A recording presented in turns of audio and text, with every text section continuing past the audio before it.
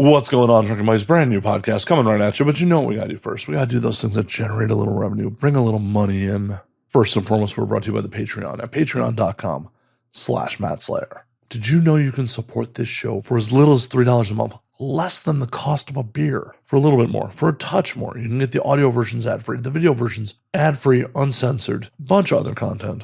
So what are you waiting for? Go to patreon.com/MattSlayer today and support the show. We are also brought to you by the merch store at awd.net/merch. Pick up a hat, pick up a shirt. Tell the world you're a drinking buddy with your fashion choices. What are you waiting for? Go to awd.net/merch. And last but not least, the easiest way to support this show costs you absolutely nothing. Subscribe on YouTube. Rate 5 stars if you're listening to this on audio. It helps bring more drinking buddies to the party, and I appreciate it. All right. Let's get on with it. My guest this week, you know her, you love her. She's back for a third time. The one and only Codi Vore. Margaritas flow. This one just gets real silly, real wacky. It's always a blast to sit down with Codi. So sit back, relax, pop a cold one, and enjoy Drinking Buddies. When aliens come to take over, they look at us like we're out of our minds now.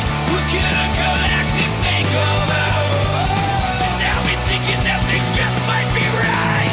I cannot wait for this whole world to end. I'm gonna break out the bottle with my friends. I think they'll tell the best stories when we're gone. And now we drink. No mind. Just yours. No mind here. What are you doing? Why are you laughing at me?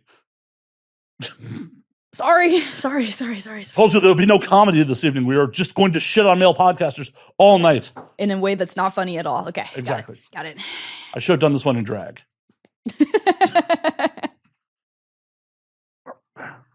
I need my non-prawn liquor. Yeah. That's right. It's Marg time. It's Marg time. Yes. I'm so glad you're drinking a margarita with me. Well, cheers to that.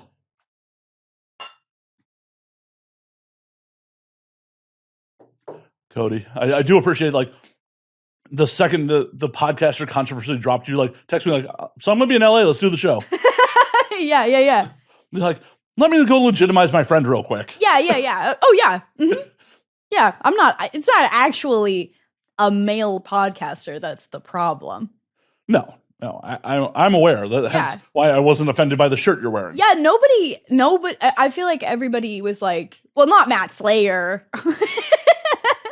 Well, and during all that, like, some people were legitimately giving me my flowers, which was cool, but also I was just like, I'm not everyone's favorite. I was afraid I was going to catch some strays. Mm-hmm, I would have been too. I was just like, you can't exist in this industry as long as when not having some people be like, fuck that guy. I've caught strays from things before, and I'm like squeaky clean for the most part. So, you know, you get what you get. Yeah, amazingly, I did not catch any on my timeline. I'm sure they were out there, but I didn't see anything. I think you did great. The moment this airs, they're like, oh, it's time to fire those. It's time to cancel Matt Slayer. It's okay. I'm self-employed. Exactly. And that's the whole thing of it. You really can't. It's hard to cancel. Canceling is a myth. So, yes and no. Mm-hmm. If you're at a certain level of fame and there is enough financial problems with it, you'll go away for a while. Yeah. If you can get a sponsor, if you're sponsored or you're like associated with a specific company, and that company is willing to drop you, then yeah, you can get right. Or if venues are not willing to book you, if you're like a touring comedian, like look at Louis C.K. Mm-hmm. But that was temporary because in America, if you're talented enough, canceling doesn't last. No, it didn't last for Louis C.K. No, he's back to playing theaters. Yeah. You just persist. Yeah, you're just inconvenienced for a while. Maybe it's okay that we cancel people for a time and then they have to kind of sit on the sidelines and be quiet for a little. Like maybe instead of cancel this person, we're just like put them in a timeout. You just need to be put in timeout. Well, it's one of those things where, like, unfortunately, the internet mob has no nuance. Yeah. So nuance. There's that word. Yeah, it's dead. Yeah. Codi, I need you a little closer to the mic, though. Oh, yeah. Sorry. I want people to hear you. Yeah, that's fair. I want people to hear me too. Good. Good. We have figured out how podcasting works. But it's one of those things where, like, in Louis' case, yeah, there's a bad power dynamic there, but he also asked for consent. So it's a weird. It's like It's inappropriate. He should learn the lesson. I think, yeah. Learn your lesson, and then when you come back with your tail between your legs. Be a little ashamed and be really careful. You should have just hired sex workers to, Yeah. Yeah. I mean, that would have been the easiest day of the office ever. I know he has money. Oh, yeah. And just have someone come in and be like, oh, all you want me to do is watch you jerk off? All right. I watch people jerk off all the time. Right. Yeah. And they don't have Louis C.K. money. No, and they don't have Louis C.K. money, and they have a great time. It's fine. Absolutely fine. But yeah. Good time. In 2026, it's hard to get canceled. It's hard to get canceled. I have seen it happen to people. And it can be, I don't know, it's, people really like, everything's so fucked up out there, and people really want to like feel like they have some kind of power. And there's a certain kind of person that just like will fucking go for blood whenever they smell weakness. I think that there are a lot of people that are doing the whole cancel culture. I'm woke. I'm leftist. I'm a social justice warrior, keyboard warrior, whatever the fuck. But You don't say. I don't say. But there's a lot of people that do this whole thing, and they just want to talk. It's performative. It's very performative, and it's usually like shit that doesn't really affect them, shit that they don't really know anything about, or it's just like really overblowing a small thing, and then like I don't know. I don't generally think most people. I'll keep that thought to myself. Were you about to say you don't think most people think? Yeah, that's that. Yeah, you got me. You thought about that. I know you don't have your brain. You said one mind, not two minds, but you know. Yeah, I'm just using yours. Yeah, you got it. Yeah, I don't have one. I can just use yours. I can just read it. It's all telepathy. Yeah. This is going to be a very silent and boring podcast for the rest of it, where Cody and I are just going to talk in our minds. Why would you say that? That's fucked up. That's really fucked up, Cody. That's a crime. Like, I think almost internationally, that's a crime. I'm not sure I should give you more alcohol. And that's why we said it telepathically. If I go missing. It is Codi Vore's fault. Mm-hmm. Yes. You flatter me. You always make me sound like I'm real tough and scary, and I appreciate that. I think you can see that I like that. Well, my audience. Can you pass me the lid for the shaker, pretty please? Yes, I can. If I can. I'm thinking just to your right. Gracias. Oh, the one problem with making margaritas is making margaritas. Yeah, you have to make them. This is pretty good, though. Slayer made a good margarita. Yeah, it's one of the few cocktails I can make well. Yep, this was my drink of choice today. What did I have last time? Do you remember? I don't fucking know. I can't remember either. I think it was some rum drink. I don't think so. I would still have rum on the bar if you had a rum drink. You don't drink any rum. No. Yeah. I only drink rum in Cuba. Maybe it was another tequila drink. I cannot remember. So when was this? It could have been that. I usually drink a silver tequila. I mean, I feel like I don't know. We can go back to the tape. You can go back to the tape and see. Go back. That's a good opportunity to plug that there is another episode there's two of them, but there's one, the last one where I was drinking something. The one before that, I think I was just having like beers at my house. That was like COVID era. Yeah.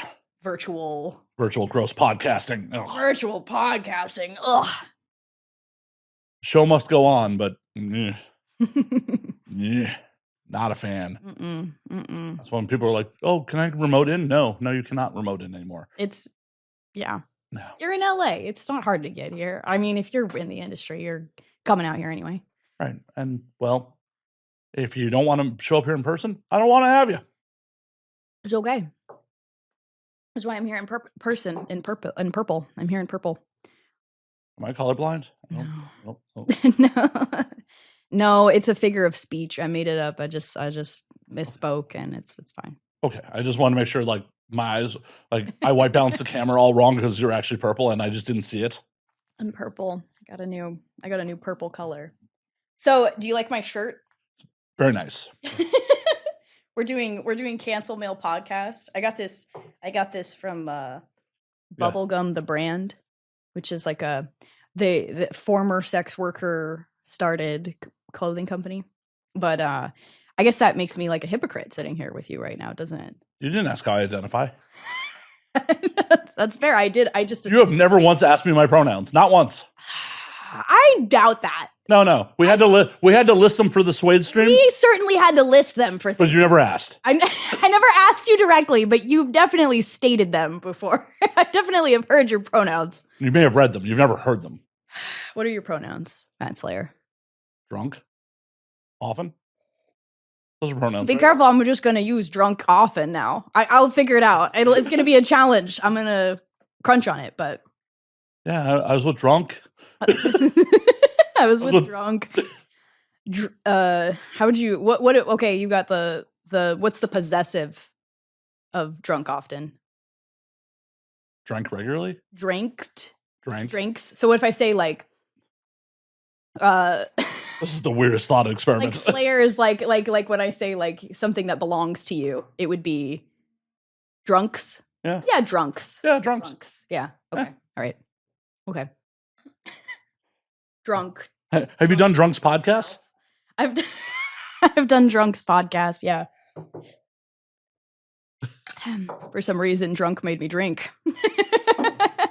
He did not. Drunk Oh, wait a did minute. not. Drunk did not. I misidentify myself. I can't even keep my own pronouns. You can't even keep your own pronouns straight. Forward, not straight. Forward.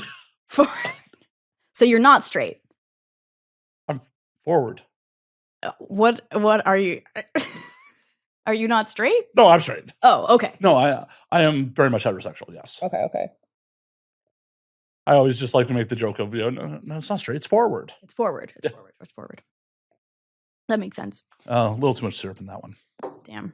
Yeah, you gotta throw in some lime. Yep. Get it nice. And I was like, I'm gonna make it a little sweeter for Cody on this one, and then like a little too syrupy. Yeah, I like it a little sweeter. I like sweet drinks. So, yeah, I want a marg to be like, very lime forward. Mm-hmm. I mean, that's what's good about a margarita. But I just need it. I need a little sweet. My baseline for drinks is pretty sweet, so I don't drink much. I'm sorry. Why? But my wife is sober. That sounds like her problem. Yeah, well, I don't want to. When you're with someone sober, you just don't drink very much because, like, I don't know what that's drink like by yourself. It's yeah. You always drink by yourself. It's kind of like dying. You always do it alone. You just can do it around other people. Do it around other people. Yeah, that makes sense. Yeah, because like no one's truly experiencing the same drunk you are. We can consume the exact same amount of tequila tonight, and because of our different body chemistries, life experience, and how we metabolize alcohol, it will not be the same drunk. Yeah, I am not drinking with you. Okay, I'm sorry. You just told me. You said you're not drinking with me. You said you're drinking alone. So I'm here. I'm with you, but you're not drinking with me, apparently. No. Apparently, You do that alone.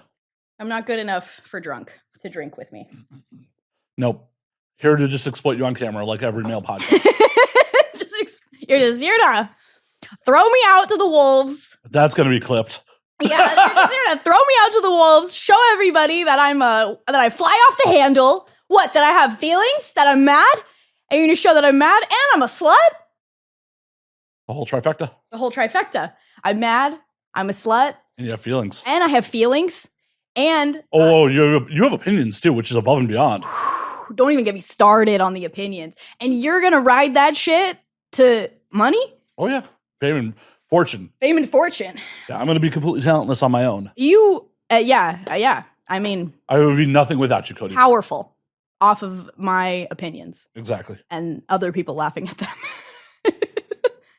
Speaking of my guests' opinions. Yes. I recently had an iTunes review where it was a negative review because I agreed with my guests too often. This dude agrees with them on everything. I'm like, what podcast did you think you were coming to? This is the problem with male podcasts. This is it. You're gonna get me. You're good. You're gonna get me ranting. This is the whole issue, right? With the whole scene is it's like you have these male podcasts with. They always throw some bops on there, just because I mean we want to make a bag, so we show up. There's always some girl that's willing to show up for these. Well, they get so many views. Well, no, don't say for these. Let's not this. Yeah, for those. For those. For these. Like, yeah. These. Like. No, I'm not counting yours. I'm aware of it. Sorry, I'm not counting drunks. I'm counting. Let's see how long you can keep this up. I know, we're gonna try. The more margs I'm in, we'll see. You don't usually have to use someone's pronouns when you're talking to them one-on-one, but when I address the camera, that's when I can. You can forget the camera's there.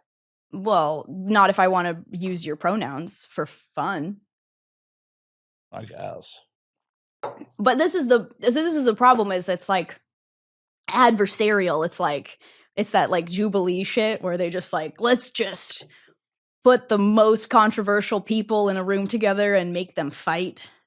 And it's really effective. It's really effective at getting people to click on it. And it's making all of us dumber and worse.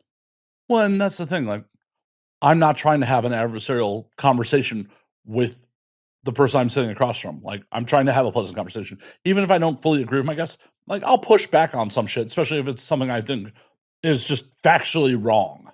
Yeah. But if it's a matter of your fucking opinion, I may not agree with it, but I'm not here to, like, sit down. Like, if we were going to sit down and have a fucking debate, you would walk in knowing that's the plan. This isn't 60 Minutes. I'm not running for office. I suck dick for a living. You could do both. I could, but I'm not. And this is you're not testing my platform. We're having a fun time. I'm testing your platform on sucking dick. Yes, you're testing my platform on sucking dick, and that's all. It would, nobody is looking to Codi Vore to be a moral. Why not? High ground. Why not? I don't know. You should. I don't know. You raise money for people in need. I do. Like, out of your own pocket, historically. Mm-hmm. Yeah, SWAID Vegas, SWAIDcollective.org, SWAID collective.org. We raise money for sex workers. And Matt Slayer has been a good friend of SWAID for a long time. That's kind of how we really got to know each other. Matt does streams for raising funds for SWAID, and SWAID is been a hot minute. Yeah, things come and go. But well, I didn't want people to like, where's the SWAID stream? Right. Yeah, but really, yeah, that's how we got to know each other, because we were raising money for stuff on Sundays. On Sundays, on the Lord's Day, we were like, the whores need money. The whores. That's good. It's We were passing around a virtual collection plate. We were. Yeah, not everybody has a church to give their money to. They need. Oh, we were a church. Whores and gamers and Twitch streamers and things. So much more entertaining than. And we actually 100% of the funds that we get actually goes to something. Actually goes to directly to sex workers, not just like any sex workers, like sex workers who need something. So that's pretty cool. Yeah, it's like, oh my god, people are not necessarily financially stable doing this work. Yeah, like most people are not financially stable doing this work, or really any work. Well, that's very true, but unfortunately, a lot of normie work doesn't have the stigma that comes with it for the added bullshit. Yeah, exactly. Yeah, we get a lot of extra bullshit because thanks to, in part, these people who, this is the thing that's so fucked up about the male podcast thing.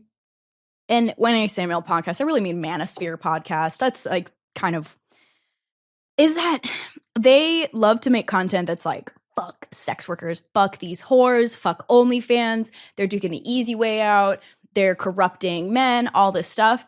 And then they run agencies, and then they get girls on their show to make fun of that they're secretly making money off of. Like, they're actually not just like making money off of them because people are watching the show. That's part of it, right? they're making money off of making fun of them, but also they're literally making profit off of the OnlyFans. It's an advertisement for their girl. They're doing exactly the thing that they're shit talking. They're like, yeah, I'm pimping her out right now while I talk shit about her to a group of men who they've convinced, like, oh yeah, you're going to be, you're being abused, you're being manipulated by these women. Meanwhile, they're manipulating them. They know that their men are buying this shit because otherwise they wouldn't have them on there. Because they profit off of it. Because they are literally running girls' OnlyFans. Like, it's a fucking racket. So what you're saying is I fucked up by not running someone's OnlyFans. Yes, I am saying that. And I mean, I'm not, because that's fucking shady. It's pimp shit. Like, it's ugly. Oh, it is. Well, especially at some of the rates that like some of these agencies are taking. It's wild. Did you hear about Brazzers creators? The Brazzers creator thing? No. You want to do a little bit of tea time? Of course. Okay, so there's Brazzers is launching an agency. An actual agency? Is it an OF agency or like actual talent agency? It's an OF agency. Brazzers has an OF agency. So Brazzers is now representing models, and they are running their social media and OnlyFans accounts and other accounts. That's what I know about it. From what I've heard, and I'm not, from what I've heard, they're taking 50%. Is that 50% of gross or net? I'm not sure. Some of these agencies are taking the percentage of gross. That's crazy. Like, oh my God. That only leaves you with like 30% on the high end. Yeah. I was talking to a friend of mine who's like, oh yeah, my management company takes 50% of the gross. I'm like, but OF takes 20. What the fuck? That's pimp shit. Yeah. And the thing is, so that's from what I hear about it. I haven't actually talked to them, so I don't want to hearsay, I suppose. But I heard that they pay out better if you make more per month. Which I guess kind of makes sense. It does. And then, but the thing that scares me about this, like the thing that makes me worry, because I was like, oh shit, Brazzers doing it. I like Brazzers. Like, I fuck with them. They do a good job for the most part. I like working for them a lot. But like, this makes me kind of nervous, because then it's like, well, why would they ever hire someone that's not in their agency? Because they're using videos that they have made via Brazzers to promote. They're recycling that content on OnlyFans. Well, for sure, but it's one of those things like, why would they hire someone who's not a contract star for them? The same reason. Well, if you're a contract star and you're already doing well, and you're worried that what if you're worried that you're not going to be a contract star anymore if you don't give 50% or 30% of your earnings to OnlyFans or to Brazzers? Like, that's sketchy. It is. I'm not going to say that, like, because I don't know what their intentions are. Make money. But I'm not going to assume that a company is going to be like, oh no, well, yeah, I mean, we know we have a monopoly here, but we're not going to abuse it. Like, this is a monopoly. Like, this is a clear monopoly. And because the truth is that Brazzers has better publicity than any of the other sites that you could get paid to shoot for, maybe with the exception of Vixen. No. At the end of the day, because Brazzers is Pornhub. So it's a vertical monopoly. Yeah. Right? You've got the clip, the free site, and then you've got the production company and the pay site, and now you also have the OnlyFans, the agency part of it. And the whole thing is so dishonest. It's like, it's all rooted. You can't run an agency lucratively without like paying a bunch of people cheaply overseas and stuff like that. It's propping up the Filipino economy. Yeah. And then you burn out all these customers that are like, the customers are sick of agencies. Well, also, I don't know what happened with them, but some customers were bringing fraud lawsuits against models. Yeah, I heard about that. Actually, I'm going to see if there's any traction with that. Did that ever go anywhere? Yeah, I don't know. God, I wish. Guys, could you please sue these agencies? Like, I'm so sick of these agencies. These agencies are, it's pimp shit.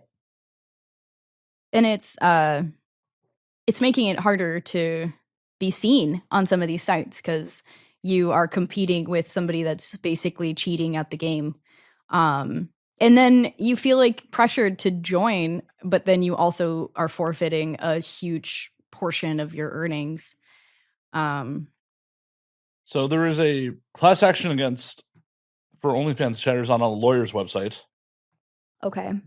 but it's from 2024. That's kind of a long time ago. I Yeah. feel like that's when I was hearing about it. Oh, hey. They have a lot of Ooh. agencies listed here. Oh. But they filed it in 7/29/24. Okay. It was in the Western District Court of California. Actually, let me Google that because there is a case number. Let me see. Google the case Okay. number. All right. Here we go. The case received significant media attention due to the plaintiff's counsel being sanctioned for submitting briefs containing AI hallucinated citations and bogus case law. That's not great for them. No, that's not great at all. That's not great at all. That's wow. I was rooting for you. But your lawyer's like, fuck this up. Yeah, that's not good. That's not good at all. Yeah, You gotta get a better. the last one filing was May 19th, 26. Wow, that was recent. That That's- was the day after my birthday. I didn't wish you happy birthday, did I? I don't know. Maybe you did. Maybe you didn't. I wasn't really online that day. So there's a complaint receipt on July 29th. Oh, I guess it goes from oldest to newest. We're going down. Let's see what's happening this year. Yeah, there's a bunch of. I'm on courtlistener.com, so it's actually showing every filing. Yeah. Oh, let's go to page 2. Oh, yeah, there's minutes in chambers on May 19th. So this is happening. Okay. But Order it's- granting in part and denying in part defendant's motion to dismiss. So, this plaintiff believes that they can cure deficiencies described in the order. Plaintiffs shall file any amended complaint before June 9th, 2026. So that'll be filed before this comes out. Okay. Wow. And they're suing the agencies, not OnlyFans, right? They're suing OF's parent company too. Okay. Yeah, it's, Phoenix International Limited, I believe, is For OF's. allowing the agencies. Yeah, that makes sense. Which is wild because you have to jump through so many fucking hoops to try to file your OF as a fucking business. Yeah. Because I don't want to do business under my legal name with anybody. Mm-hmm. And I have an OF. There is nothing but a Now We Drink content on it. But I was like, this is all owned by my LLC. Like, well, we don't want to, potentially expose our models to predatory practices, so we don't really allow LLCs to file for accounts. I'm like, But the agencies, they're just There. They're just logging in Right. for the model, and it's so shady. like I'm trying to do things above board and do my taxes properly. You assholes. Yeah. It's all Yeah. No good deed goes unpunished. no. I was just like, I'm not gonna go through the headache of digging up my articles of incorporation to show you assholes that I'm a sole proprietor LLC. Yeah. Yeah, you just got to give them your name. Yeah. That's what I did. That's what most of us do. It's a pain. That's who scraped you. What? That's who scraped you. Yeah, it was OnlyFans. Yeah, no, it's. I have to be closer to the mic. Or pull it to you. I could pull it to me. Yeah, there you go. Hey, There we I go. can sit back. Yeah. I just want people to fucking hear you, Cody. Okay. I figure I'm usually so loud, Yeah, but I got to be close to the mic. I gotta. Well, yeah, Understand. it sounds hollow if you're off access. Okay. How does this sound? Can you hear me? I'm doing a little bit of an ASMR moment with your microphone. I hope that's okay. It's a thing. Do you like the sound of my fingertips? No, I hate this. I hate this so much. I hate this so much. Do you like the sound of my No! fingertips? I do not consent to this. Do not consent. Okay. use Difficult over here. use the magic Drunks word. being difficult. Use the magic word consent. Weaponized consent. Weaponized consent. Yeah. That's what that was. Yeah. I guess. Yeah. I mean, but I'll stop doing it. It's Exactly. no skin off my back. Accomplish my goals. Yeah, great. You ask for what you want. Yeah. It's fair. I don't know if you're just playing around with me until you say the C word. Yeah, exactly. But for all I know, you're just kind of doing a bit with me. That's how we banter, like Like if I just started, pulling my dick out and started jerking off in front of you, I'd be very if you were saying no and I was like, well, I mean, he says that. He just jokes around. But then you say I don't consent, then I know. Zip it up. Put you and Louis together. Yeah, put me and Louis together. That was yeah. Don't worry, you'll be playing theaters again soon too. Yeah. I'm coming back. Watch Codi do a live sex show at a theater coming soon. That sounds fun. Would you actually do that? A live sex show in a theater? Yeah. Yeah, I've done a couple of I've done like a sex party where we did like a live show in front of a bunch of people and Yeah, but that's not in theater seating. It's not in theater seating. You're right. But if it would have been better if it was. I mean, wouldn't that be amazing? Like a whole production, like Yeah. a little pyro for your live sex show? Yeah, like a musical? I mean, if you want to make it a musical. I could do a musical. Would you be singing while getting fucked? Maybe a little. Yeah, sure. Why not? What kind of cardio training do you have to go through for that? You just got to be careful about the position. You just can't be getting fucked that hard. But then, honestly, that's part of the draw, right? Is like you're getting fucked hard and you're trying to sing and they can't get it out, and that's the fun. Well, you look at like the old school pop princesses that were like doing cardio to be able to like do dance moves while they're singing. That's true. So you'd have to like get into one of those routines. Oh yeah, I'd have to train. Maybe I don't want to do this. Suffer for the art, Codi. Oh, suffer for the art. Can I suffer for another marg? Yeah, they're already. Oh, it's already ready? Yeah. Oh, nice. Okay. Duh. You don't want to suffer for the art? I do. I do like suffering for the art a little bit. Just a little bit as a treat. So, this live sex show musical. Yeah. What kind of music are we talking? Are we talking rock and roll? Are we talking rap? I was just thinking show tunes, just good old fashioned, like Broadway, I guess that's not really sexy, but Are we singing in the rain while getting banged? yeah, but like I was singing like an original score, Dude, who's going to write this? Ooh, you did. That's good. That's sweet. I like that. Thank you. Yeah, see, I had to add more lime juice to it because yeah, I have a guy in mind, but I can't remember his name all of a sudden. hey, I used to sing in choir, and there was a guy he had some really good choral arrangements. I'm trying to remember his name. He's really like kind of a big deal modern choral arranger. You don't know him? I don't. I do not. You don't know, like he's like, man, I even think he's from Vegas. Fuck, I cannot remember his name for the life of me. It's been too long since I've had to remember his name. You and like one other person. Luke Arumque, Codi, you and one other person, the other people from Vegas. I cannot believe that I don't remember this person's name anymore. It's gone. That's what happens when time happens to you. And alcohol. And alcohol. Yeah, that's fair. Yeah. Yeah, time happens to you. I haven't had to recall his name in a long time. Fuck. But him. It's good. It's very like ethereal sounding.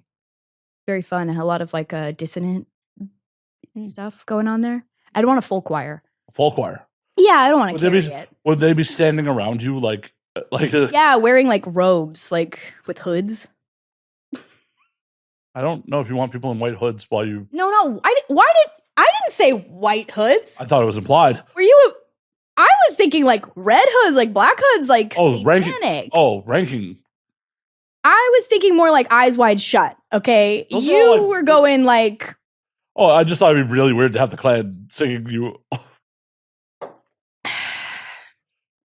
You'd have to do it. You were going Birth of a Nation. I was going Eyes Wide Shut. It's okay. Well, I was just thinking, it would be really fucked up, especially if you did it IR. Absolutely the fuck not. We're not doing this. No. Come on. Tell me that would be an artistic masterpiece. No. It would. There is something there, but I can't be the one to make it. You're not daring enough. I think that somebody could make that and it would be pretty cool, actually. That I like now that I'm thinking about it, like I see what you're saying. There is something artistic there.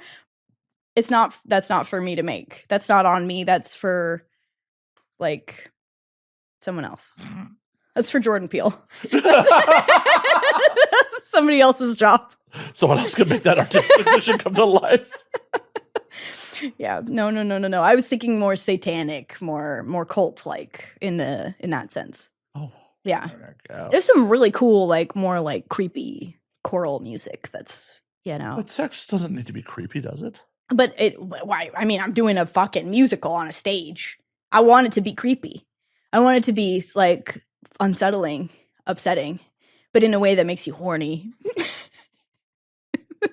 Okay, you had me on the show. You know my brand. I know. You know my brand. I might be selling it a little bit. Yeah. Yeah, that's fair. No, that's my I like creepy. I like that stuff. I think that's what's horny. I like that. This vanilla shit, it just doesn't get me off. I need there to be like a sacrifice happening or like something I think natural. What also needs to happen in the middle of it is there needs to be like smoke and then you reappear still fucking in the middle of the crowd. That would be a cool trick, actually. I feel like that would be harder to pull off than just being like a magician, like, oh, here I am. But like you're like fucking. Yeah. Yeah, that would be tough. That'd be cool.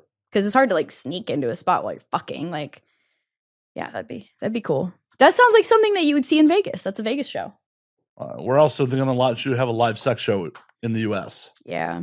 You know, Vegas is kind of surprisingly restrictive about that kind of stuff. You kind of gotta go out of town to get out to the lawless desert. Yeah, you gotta go out to the lawless desert. You gotta go out to Pahrump or something. Go in the brothel areas, or you gotta go to like Portland or. Well, and that's crazy. Just go to Berlin. Well, then it has to be in German. It doesn't have to be in German. It could be partially in German. How much German sprechen Sie Deutsch? Not very much. I can like speak to 10. I can count to 10 and I can say I love you. Those are all important things. I can count to 10 and I can say I love you. That's all I can say in German. Why I love you? I can say I love you because growing up, my dad was German and he would say. You stop being German? Well, he stopped being my dad. Ah. Oh, okay. Fair. He would say, Ich liebe dich, mein Schatz. That's what he would say. Ich liebe dich is. I don't know what mein Schatz means. I think that means like my love or like my.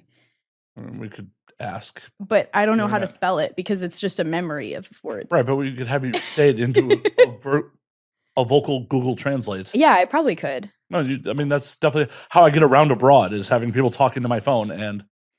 I'll give it a try. We'll see. Give me a second. Wow, she's been saying something horrible to you the whole time.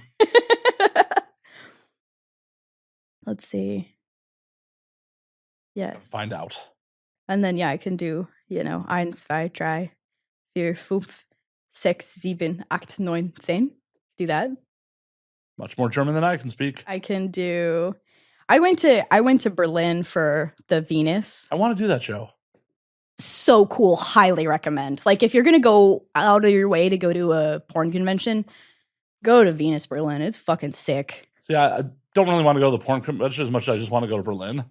It's sick. Berlin is a really cool place. I wish I was there longer. Like, I never felt like I just felt like I belonged there. I felt really good there. Back to your German roots? Back to my German roots. No, but like, it's really queer and really weird and like, I don't know. It's nice. It's very kinky. And to be fair, I mean, I went to a sex convention there. So I guess obviously I'm going to be, but it was a sex convention that was so different than like Las Vegas. Like Las Vegas is just the AVN is just so full of shame and like, I don't know. It's yucky. AVN is yucky. Berlin, free. People are walking around with their dicks out. Nobody really cares. There's somebody on a leash. They got like latex on. Nudity is completely fine, but people are cool about it. Like people are respectful generally. Well, I was so horny in Berlin.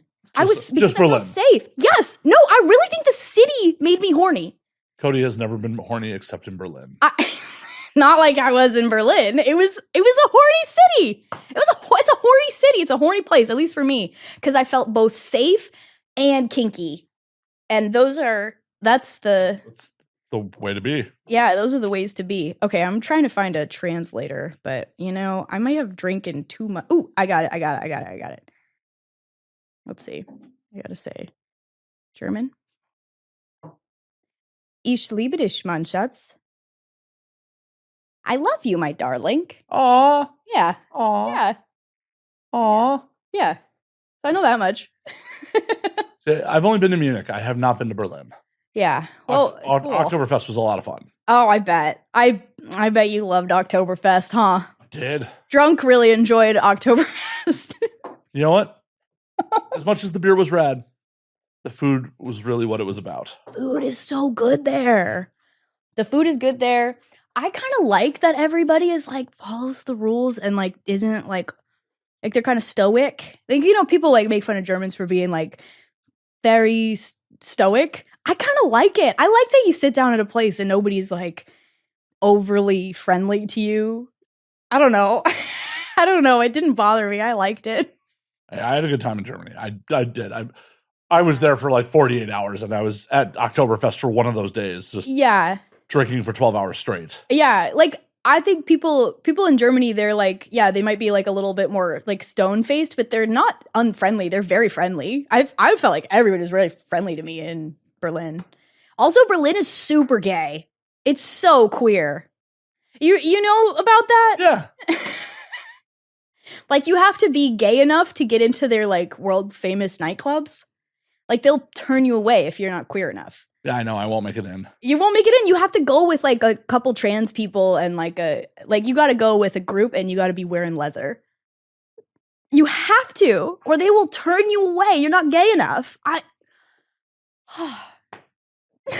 It's just, you could never get anything like that here. No. You could never get anything like that here. Because it's the problem is, like, we come from fucking prudes. Yeah. America was founded by fucking prudes. Yeah.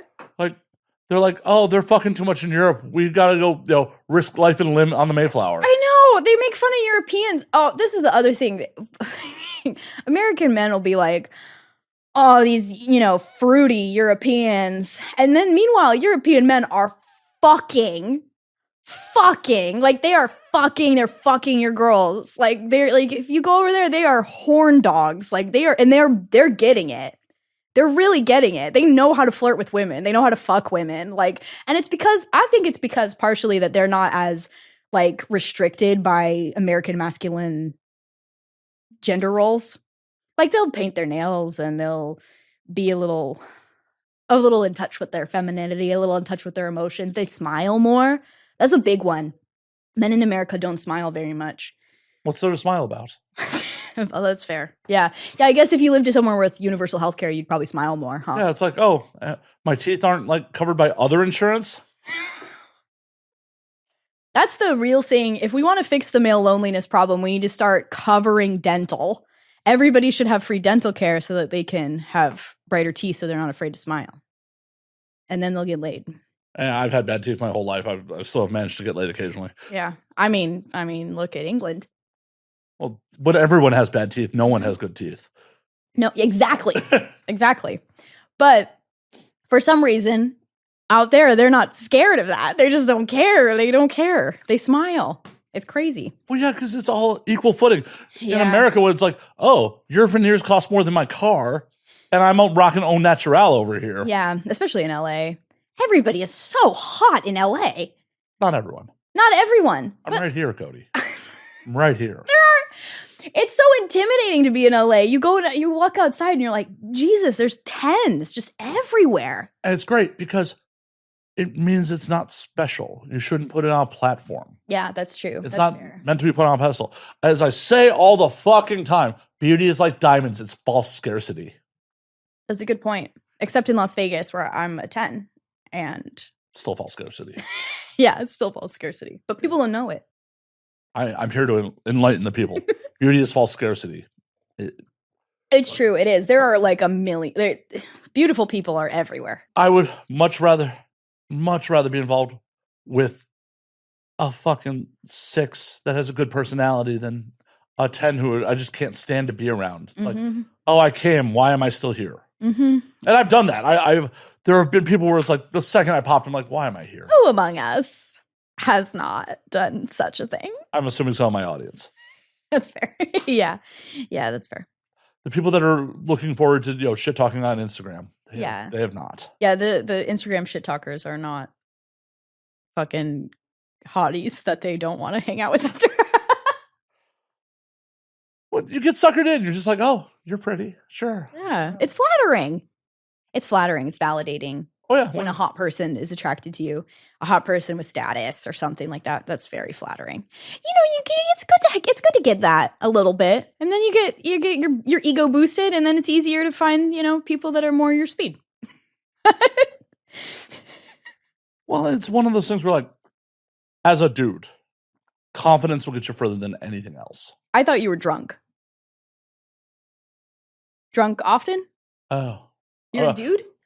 Okay, I guess you're like a dude, but, I mean, but your pronouns are drunk often. Anyone can be a dude. Okay, yeah, fair enough. Yeah, okay, cool. As a human being, Yes. confidence will see you further than almost anything else. Yeah. Yeah, that's true. Confidence goes really far in the dating world and in other worlds too. In most worlds. Because why would you want to be involved with someone who you have to constantly reassure that they're like, oh, it's ugly. It's like, we're all human. We have flaws, and like, there's no problem with articulating those flaws occasionally. But like, if you're not comfortable being around someone you're intimate with, it's unattractive. Yeah, it's really important. Being confident really does take it. It's like such a cliche, but like once you realize it, it's really powerful. Like it matters a lot. Faking it till you make it really does work. Faking it till you make it works wonders. Ask any fucking male podcaster. I'm not talking about Matt Slayer, whose pronouns are drunk often. But a lot of these like you know, douchebag male podcasters, the one that make those manosphere type content, they're such fucking losers, man. They're such fucking losers. They just like, you know, they run into enough money that they can buy a nice car, or they run into enough followers that they get from being like as douchebaggy as possible. They're fucking losers, man. They're fucking losers. But why do you think a whole generation of men want to emulate them? Because of the confidence. Because they go in and they're like, yeah, I deserve this. I deserve all of this. I deserve a woman that lets me fuck other people, but she doesn't fuck anybody else. Because I'm a man and I deserve it. And the truth is, and this is, I guess I'm preaching the same exact thing that these male podcasters preach, but the truth is that if you're confident enough, you can pull that off. But you're a dick and you shouldn't. Also, you probably can't. You need a certain amount of money to pull that off, I think. Yeah, but with some of them, I don't think all of them came from money. No, you fake it till you make it. Yeah, you do. You fake it till you make it. So, but you'll be happier. You'll be happier, more at peace with yourself when you're honest, you know. But you can be you gotta pick up, you get like a mix of the two, you know. Okay, in like manifestation, mysticism, you know, magic, that sort of thing. There's a million names for it, you know, whether you're doing The Secret or you're praying to a god or whatever. Like, I don't do any of those. You don't do any of those. You're just going by sheer willpower. But like a big thing in all of that is you want to avoid lust for results. Lust for results is when you pick a thing that you want, but then you focus really hard on how bad you want it. You think that's manifesting it. It is not. It is scaring the hose. Don't do that. You're scaring the hose. If you think all day long about how you really want to fucking this girlfriend, you put her on a pedestal and you think about it all the time. You're like, I'm going to do everything for this and this and this and this. What you're actually doing is you're constantly reminding yourself that you don't have it. And when you constantly remind yourself that you don't have it, you are operating on a lack mindset and you seem desperate. Like you seem desperate. You are repeating to yourself that you don't have it and you're scaring the hose. But also, why is it so important that you have it in the first place? Why is it so important that you have it in the first place? Oh, I need her to complete me. Yeah. What you gotta do is there's a workaround with this, right? There's like I'm satisfied. You gotta trick your brain a little bit. If you really want to get it, you gotta like trick your brain a little bit. You gotta be like, wait, no, I am a bachelor. I'm desirable. I'm high value. I'm something somebody wants. And that's because I love myself. I'm confident with myself. I don't need anybody else. And what happens is you actually do start to attract other people when you do kind of when you really believe that. And then when you believe it too much, you just start ignoring people. You just start ignoring people. Oh, no. Because flat out, I'm pretty sure there's been times where like people are like, hey, and I'm just like, yeah, I'm busy. Like, Yeah, because you got your shit. 'Cause you're on your shit, you know? I'm just like, I'm just totally oblivious. I was just like too busy with my own shit. But you're always telling me about somebody's hitting on you, some porn star's hitting on you, like. Yeah, but I have to be skeptical on all that. It's like, are you hitting on me because you actually like me, or do you think I could do something for your career? I can't. I cannot. I will not do shit for your, like, it's not for lack of trying. I like to help my friends out whatever I can. Like, and that doesn't involve rubbing genitals. It's just like, I like to help my friends. Mm-hmm. But if you're trying to fuck me just to think that I can do something for your career, I can't. Yeah. Well, that's what they get wrong about The Secret. You're not supposed to focus too much on it. You're supposed to kind of like forget it. You're supposed to forget it. When you do a sigil work, you make your sigil, you're like, all right, this is what the thing that I want. And then you're supposed to forget about it. You're supposed to move on. And then it comes back around for you. That's the idea, at least. Well, but also, it's one of those things like, no one wants to be fucking smothered. And if you're putting someone on a fucking pedestal, all of a sudden you're going to fucking smother them and be like, oh, you're my world. Like, what the fuck? You got to be careful. Like, you got to let it happen to you. You know, you got to be open to it. You got to be receptive rather than like seeking. It's tricky for men, I imagine, because you do have to make the first move and stuff a lot of time. Not always. Not always. Yeah. I've had plenty of women be like, so fucking? I'm like, oh, yeah, sure. I'm down. That's fair. Actually, women are pretty forward when they're forward. Sometimes you're just missing the signs. Well, you're missing the signs, or they don't feel comfortable enough to be forward. Yeah, especially if they're like married or something, you know. And they're like giving you the sign, but they're like keeping it a secret. You ever fucked a married girl? Yeah. Yeah. That face you made. Oh no. I spent a good chunk of my teenage years and my 20s of being the other man.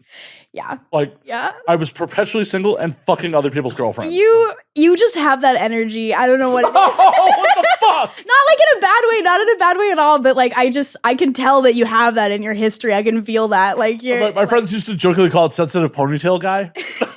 I had long hair at the time too, so like sensitive ponytail guy, yeah. Oh yeah, no.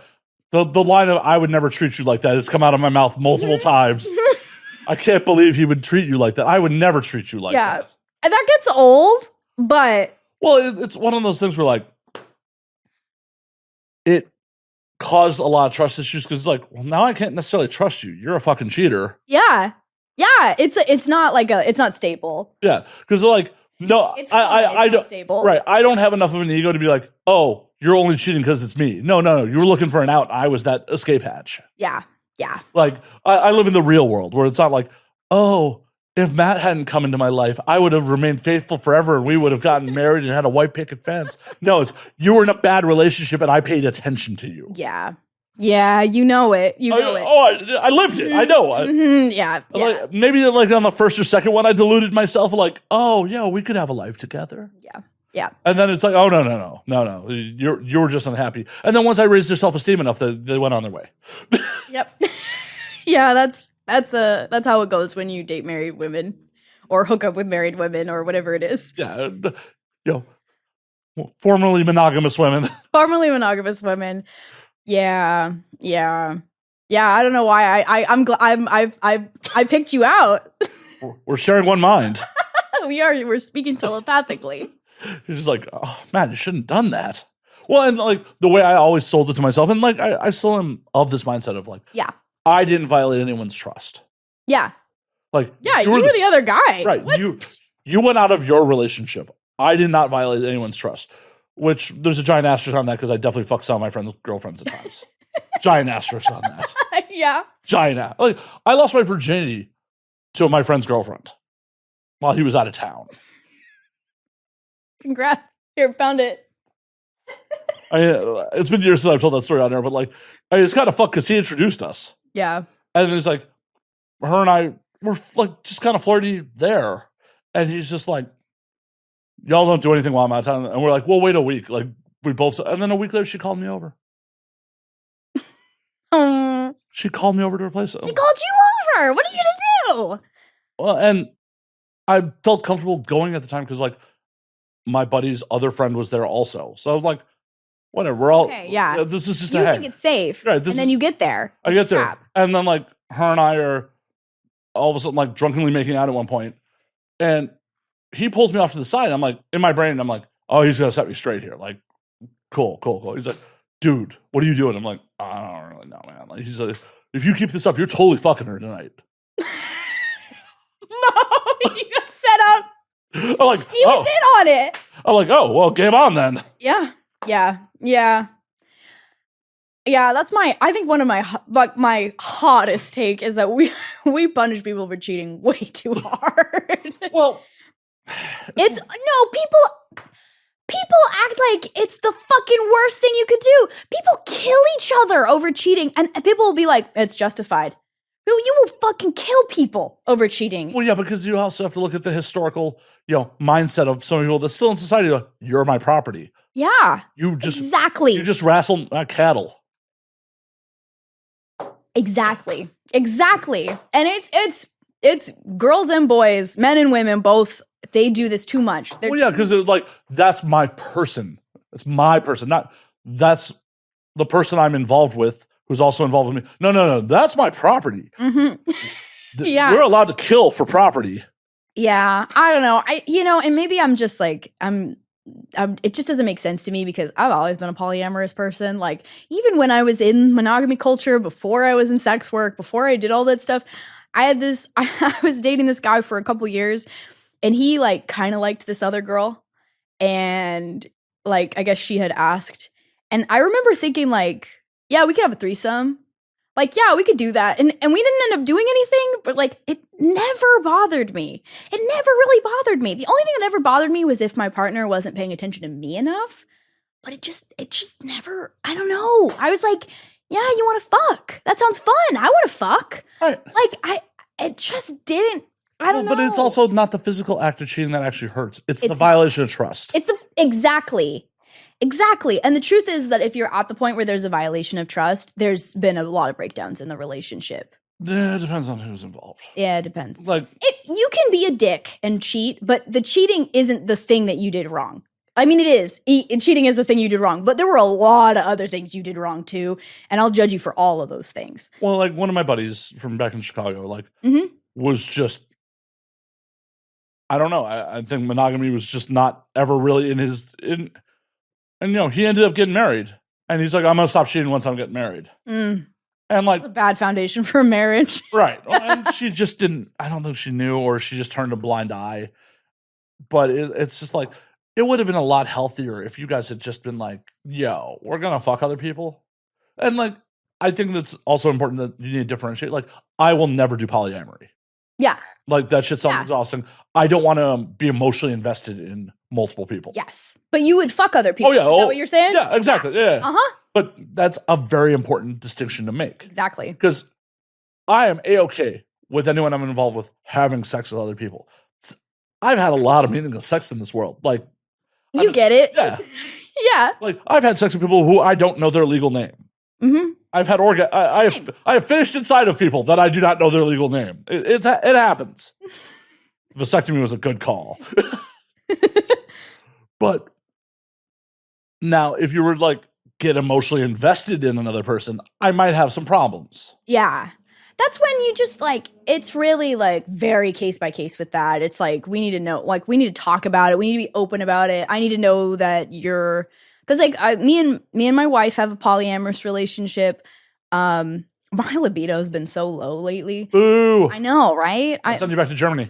I know. No, seriously, that's what I'm saying. Berlin made me fucking horny. But but like I worked with Girthmaster the other day. I was like, damn, I didn't know I liked big dick until I fucked Girthmaster. I do. I wonder how many people that. that's the reaction. Like, I didn't know until now. I didn't really know. I was like, eh. The Girthmaster like, awakening. I mean, like, not all the time, but like sometimes that shit hits. And no, I'm pretty sure with Girthmaster it always hits. yeah, it always hits. But all the walls, the cervix. But like but in general, I'm not really looking for extra stuff right now. But and which is nice, which was why I have my job is so fun. I get to just kind of play around safely and then go home and be like, oh, they called cut. I don't have to talk to you anymore. Yeah, exactly. I'm like, oh, there's really no strings attached. Certainly, that's what makes porn so cool. I get to be a slut, and it's so safe. It's the safest way to be a slut. Right, but also, it's not always the most sexually gratifying way to get laid. It's not. It's not always the most sexually gratifying way to get laid, but it is profitable, which makes up for that. For some people. And it is very safe. Everybody's tested.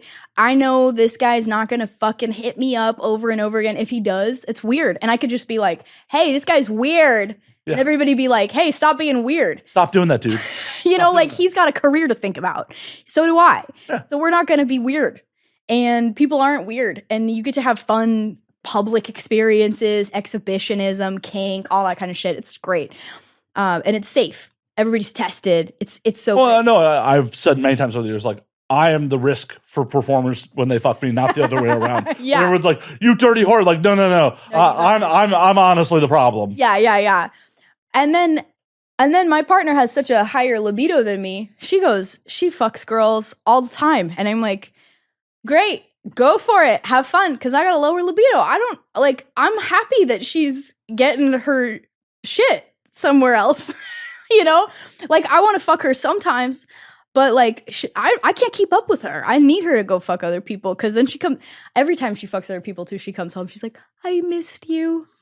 That's so cute. I know. She's like, I had a good time, but I just really missed you. And I missed you too. Well, and that's like, see, that's the kind of thing I'd be down for. Cause it's like, oh, no. Like, we're still on the emotional level. Like, my ego can't handle like being second fiddle. Yeah. Like, just flat out, I'll admit it. Like, my ego can't handle be like, no. Like, we could both fuck other people, but like, if we are together, we're paying attention to each other. Like, yeah. I think what's cool about polyamory is that it kind of opens the door for different kinds of sexual relationships. So like, some of the people that my partner's with, it's like, they're like recently divorced or something like that, where like they just need to get pounded every now and then. So she's just pity fucking them? No, I mean, she's having a good time. But like just because you're pity fucking someone doesn't mean you can't have a good time. It's true. And people hit her up all the time, but I think that now that she's in a relationship, they actually hit her up more because there's this kind of like, oh, I know she's not going to be weird with me because she has a relationship.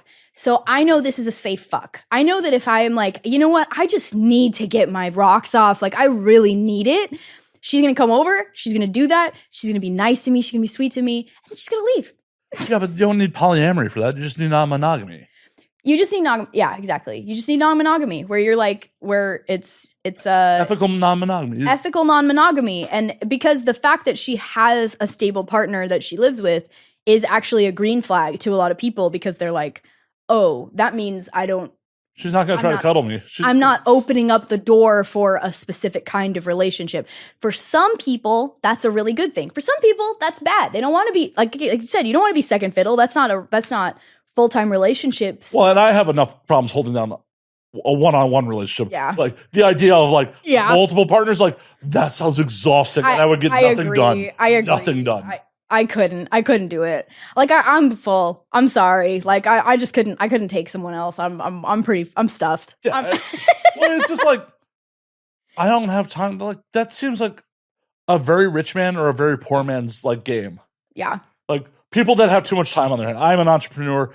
I work too much. Like I barely like. I have loose plans to go hang out with someone tomorrow, and part of me is like, but I have edits to do. Like, if she flakes, it will be cool. Yeah, I know exactly what you mean. Yeah, it's just like... Yeah, you're like, I'm a grown-up. Yeah. I have bills to pay. I work for a living. I live in LA. I have bills, and this is not a cheap place to live. And, I would like to keep living here. So, sometimes, pussy has to, like, and it's not even like tomorrow would be a guaranteed thing. It's not even like, oh, hey, Matt, come over and let's fuck. It's like, well, if you're in the neighborhood, I'd love to hang out. It's like, cool, I enjoy your company. But if you flake, oh, I have so much shit to do. Yeah. Yeah, you get it. Yeah. But also, you never, like, I feel like you should put effort in, but never fucking, like, chase someone. Yeah.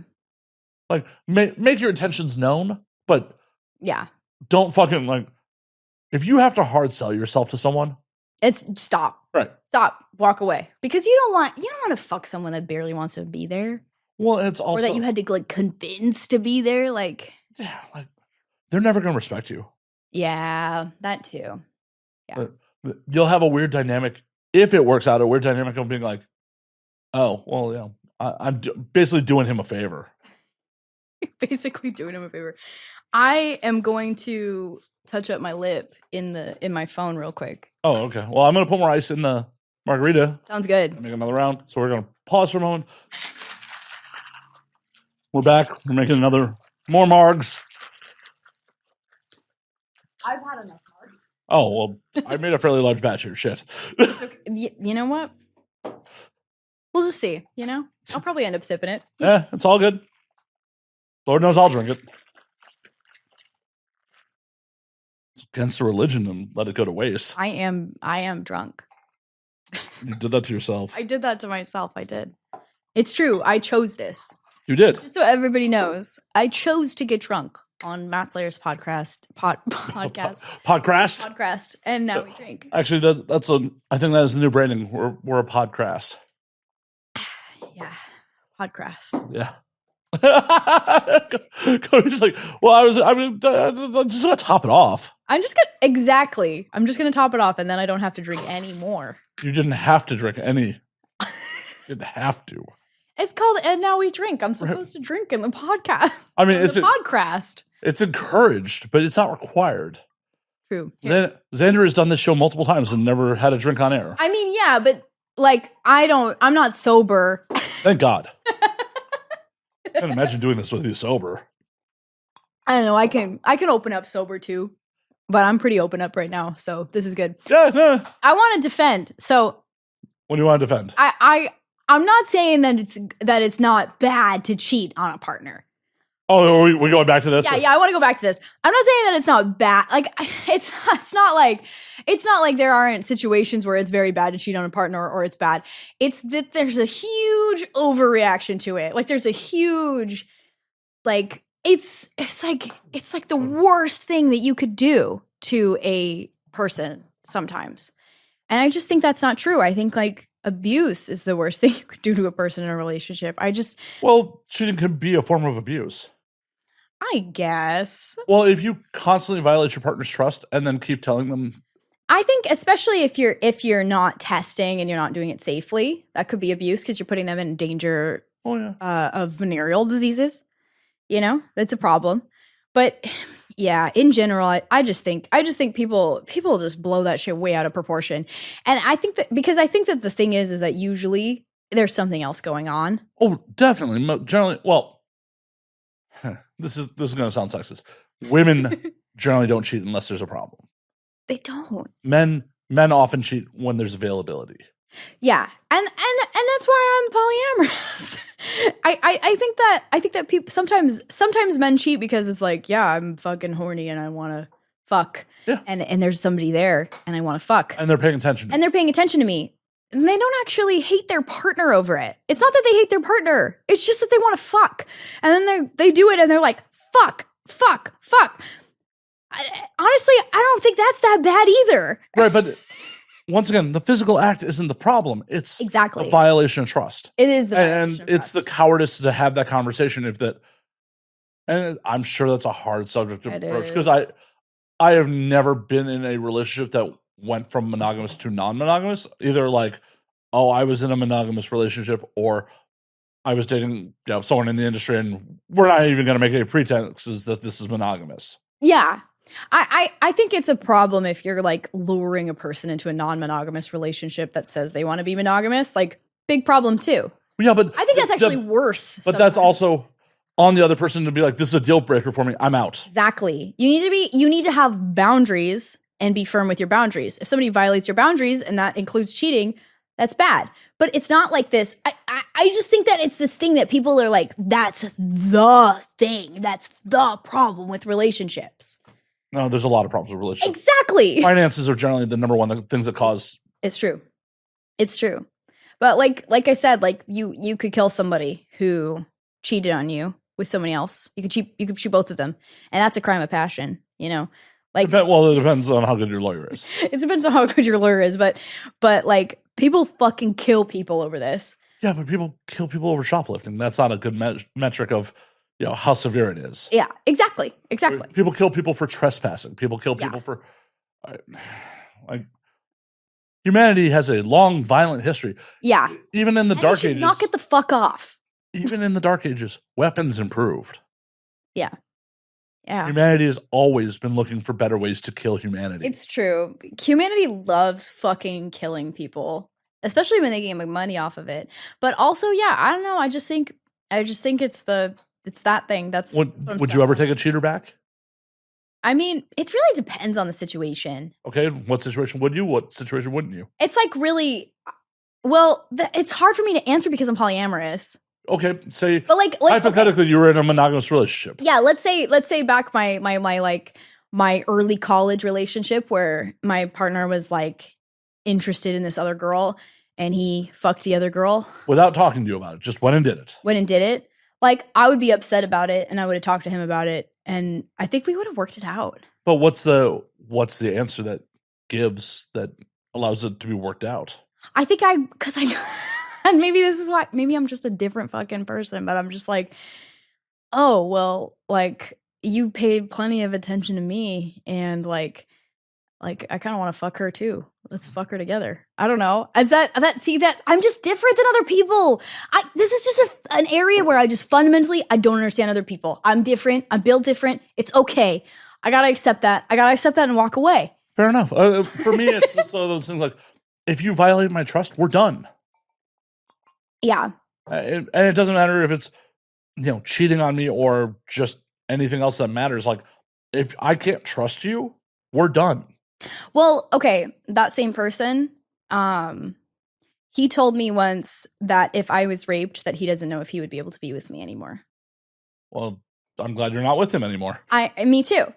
Like, that was a way bigger violation. That one statement, way bigger violation than if he had sex with somebody else.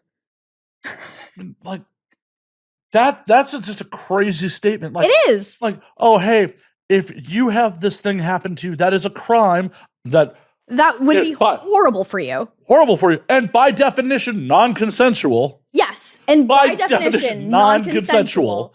But he's like, I would struggle to be with you if you had fucked someone else, even if that was a non-consensual situation. Right. Like, so, bro, are you going to leave me if I get mugged? Yeah. And if another violent crime happens to me, but they don't happen to penetrate me, that's fine. What's the limit here? So if they digitally penetrate me behind a garbage can against my volition, are we cool? Or like, does it have to be penile penetration? Like, it does. Okay. I don't know. Yeah, like, we need to figure out what the actual rules are of, like, what type of penetration is the deal breaker here for you, bro? Like, what kind of non-consensual penetration is the one that says, oh, you're tainted goods, I can no longer be with you? What the fuck? Exactly. And what's funny, totally different guy that I was dating. I told him that somebody had approached me, an ex of mine had approached me and tried to fuck me when I told him not to, in a way that was like, I told him this. I was like, hey, this fucked me up. I didn't want to fuck him, and he kept trying to fuck me, and I told him to go away. The only time I've ever had a partner put his hands on me, he grabbed me by the throat, and he told me, don't you ever talk to this person again. Don't you ever fuck with me. I have found that I have been punished for other people coming on to me all the time. And like, I'm fucking drunk. And you don't say. But the thing is that, like, I think that there's this, like, this whole thing around cheating that's really scary for a lot of people. And it just depends. Well, because it's... like, it just depends. Like, look at the fucking situation you're in. Look at your partnership. Look at the way your relationship is. It's a lot easier to be objective when you're not emotionally involved with it. It's true. Yeah. Like, when you're in the middle of the forest. Yeah. And it's one of those things, like, it doesn't justify those dudes' behavior, but you got to push back. You got, there's no pushback for it, but like, I understand where it's like, it's not even just also the violation of the trust. It's also basically telling your partner they're less than. Yes. Like, it's diminishing them and violating their trust at the same time. Well, the thing about that was that after he choked me, and I was like, whoa. Well, now it's time to shoot. I went to go fuck the other guy. Well, yeah. That's the first thing I did. Because that's what you do. I mean, you fucking married women. Because you're like, oh, this is not a safe relationship. I got to get out of here. Yeah. And that's what a lot of the time cheating is. It's like, I'm trying to get out of this relationship, but I'm afraid to because I'm afraid to be alone. Oh, yeah. Because so I need a landing pad. I need somebody to show me that I'm not going to be alone when I leave. Right. That it's going to be safe. It's going to be okay. Yeah. And that's why, like, sometimes if somebody cheats on you, you should break up I'm not saying don't break up over cheating. Break up over cheating. But don't act like it's all this one person's fault. Well, so it's the emotionally mature way would just be like, I'm out. Exactly. Not go get your landing pad and like land safely and then be like, by the way, bitch, I'm out. No, you're so right about that. It's emotionally immature to be like, oh, I don't like this relationship. I'm going to fuck someone on the side and then end up with them. That's not cool either. No. Like, all this monogamous shit is not cool. It's definitely not cool. It's the way that people talk about it that bothers me. It's the way that it's like, that is the one sin, rather than recognizing all the ways that your relationship was already falling apart. A lot of people, it's the boiling frog. Like, oh, well, this is the evil I know. Mm-hmm. Yeah, the temperature's getting hotter. It's getting hotter, mm-hmm. but it's fine. It's just, it's a hot tub. It's good. It's good. It's good. Mm-hmm. Oh, no, it boiled over. Fuck. Yeah, that's true. Yeah. Yeah, it is the moment that you know that it's done.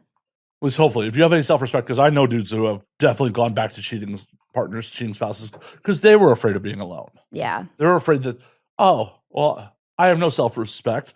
I can't do any better than her. Yeah. She's hot. She's whatever the adjective is that they justify to themselves that, like, yeah, I'll put up with being treated like this. And the problem is, once your partner knows that they can treat you like this, they're probably going to keep doing it. Yeah. I probably shouldn't speak on monogamous relationships because I fundamentally do not understand them. Like on an emotional, personal level. Well, I'm of the mindset of those who can't do coach. So yeah. Like from an objective, like outside standpoint, like my track record's whoa bad. Yeah. Whoa bad. But from the outside, like I'm like, no, this is what you should do. Yeah. Do I always follow my own advice? No. You should probably break up with somebody that's cheating on you. Yeah. You should do that. You should break up with someone that's cheating on you. If you're in a monogamous relationship, you should leave that person. They're lying to you. Yeah. Don't stay with them. Do not. Absolutely do not. Yeah. Hell, as I said earlier, if you don't trust them, get out. When I was a PI, I've told this on airplane. Mm-hmm. When I was a PI, a buddy of mine asked me, like, hey, I think my girl's cheating. Can you go fucking do surveillance? I went, no. No, break up with her. Yeah. That's it. Yeah. If you don't trust your partner, break up with them. Yeah. I'm like, do you have property or children with this woman? No. Then get the fuck out. Yeah. Like, if it's going to be a messy divorce where there's going to be court proceedings, then you hire a PI. This is what I'm talking about. Actually, like, I think when you're getting to the point where you feel like you need to spy on your partner, it's already over. Right, well, because even if they're not cheating on you, it's already over. Well, yeah. Trust them. Right, and that's what I told them. Like, okay, man, I'm going to bill you for the hours I work. Either I'm going to find something and prove you right, or not find anything, and you're just going to think I'm incompetent. Yeah. Just get out. Yeah. Just get out. It's lose-lose. Yeah, as a PI, that's how you got to take that. Yeah. Like, if there are children and property involved, and it's going to be a messy fucking divorce, and you need leverage for the court hearing, 100% hire that PI. Yeah. Yeah, because you need to prove. Right. You need, because everything. Keep your assets. Right. Because everything in life is not about what you know, it's what you can prove. Mm-hmm. And if you're going to bring it in front of other people and there's going to be the courts involved, you need to be able to fucking prove it. You can't just say, I have a suspicion she's cheating on me. Mm-hmm. She's going to get the kids in the house. Yeah. Yeah. Yeah. You got to have proof for that. Right. That makes sense to hire a PI. 100%. 100%. Because for some reason, they really care if she's cheating, then it changes everything about your divorce. Infidelity is a thing, you know. It is. That's what I'm saying. It's weighted really heavily. And if it's legal, if that's what you're doing legally, then yeah, you should get your proof. I wholeheartedly agree, but yeah, otherwise, get the fuck out. Yeah, just leave. Relationships aren't necessarily meant to last forever. They're not. And if you're at the point where you feel like you need to check someone's phone, where you feel like you need to check their text messages, that's not a good relationship. No. That's not a good relationship. And it's maybe they're doing nothing and it's your fault. You're the one that's like up in your head. You got to work that out. But either way, there's something wrong with this relationship. They're not giving you enough reassurance. They should give you more reassurance that they care about you and that they're with you. And if you're not taking that, then that's a problem. The second a partner asks to log into my phone, I'd be like, yeah, we're done. Yeah, that surveillance shit, I do not put up with that. Like, that's such a big red flag to me. Like, you're checking my shit? No. No, we're done. No. We're done. No, that's not a healthy relationship. No. Healthy relationship, you're talking to each other all the time. You know that person's honest with you because you hear them be honest with you all the time. Yeah. Like if it gets to the point where you're worried about their text messages, it was past the point where you had a healthy relationship a long fucking time ago. Oh, I know. Believe me. I had an ex where shit was going sideways. Like, I don't think she ever actually cheated, but she was just doing shit to get me to break up with her so she wasn't the bad guy. And yeah. I found the shit that was like caused me to break up with her. Yep. Yeah. Because that's such cowardice bullshit. Just break up already. She was young and immature. Like, okay, well, when you're young, yeah. And like, it was also not like a surprise behavior. She, over the course of the relationship, she admitted as much. Like, yeah, I just, when I'm done, I convince guys to break up with me. Like, she even said it. Like, oh my God, that's so stupid. Like, see, that's shitty. Yeah. That's fucking shitty, whether she cheats or not. That's the shitty part. Oh, yeah. No, that really fucking sucked. Yeah, just fucking break up with a person. Like, it sucks, it hurts, but it hurts a lot fucking less. And it happens a lot fucking faster. We only have so many years in our lives. Like, I don't want to spend my fucking life with somebody that doesn't like me back. Tell me. Let me leave you. Yeah. Let's move on. Let's start moving on now, because we're going to have to move on in fucking 3 years when you finally start, when the cheating comes to the surface. That's the whole thing with the sunk cost fallacy. People stick it out because they've already put so much fucking time in. Yeah, it's hard. You don't get the time back. Why put more bad time in? Yeah. That's the shit that pisses me off. I had a best friend once. She was with this guy who was gay. And she knew he was gay. She found out that he was gay and she was like struggling with it. And she really had big feelings for his best friend. Okay. And they had fucked before. And I was like, girl, go for it. Fuck his best friend. He doesn't want to break up with you because he wants to stay in the closet. He wants to stay in the closet.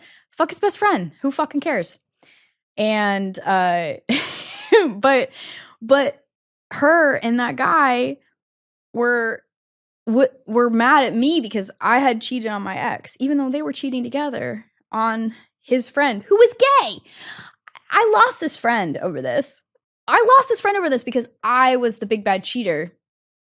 And even though she was in the middle of cheating with this person. But obviously because you corrupted her. Because she fucking cheated without my help.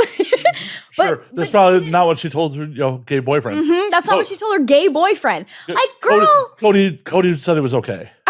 Cody said it was okay. Cody was actually behind me pushing my hips during all. I was like helping her along, Yeah, Cody stuck it in for me. That's actually my kink, in case you didn't know. Actually, that's like, because I think like in your like teens and your 20s, like none of those relationships are real anyway. Like, yeah, but they feel the most important. They feel so important. But that's why, like, I think everybody should have one illicit affair. I have never cheated, so. But you've been with people who were cheating, and that was fun, wasn't it? I mean, it got my rocks off. It got your rocks off. It's fun to sneak around. It's fun. And when the stakes are actually low and you feel like they're high, that's when you should do it. Like, you're not married. You're not doing all that shit. That's my really controversial take. Cheating is fun. It's hot. See, Don't do, it's bad for you. It's really bad for you. It's a bad time and you'll wreck your life a little bit. But like everybody should get the chance to do it like once. I don't know. For me, like I've always had moral qualms with being the cheater. So I've been a giant piece of shit to not be a cheater. Well, you're not really being a giant piece of shit though. Well, you're being a good guy. Well, no, but you're being honest. Maybe some lies of omission. Well, like, because there's been many relationships where like I wasn't ready to be monogamous, and it would have been a monogamous relationship, so I just didn't commit.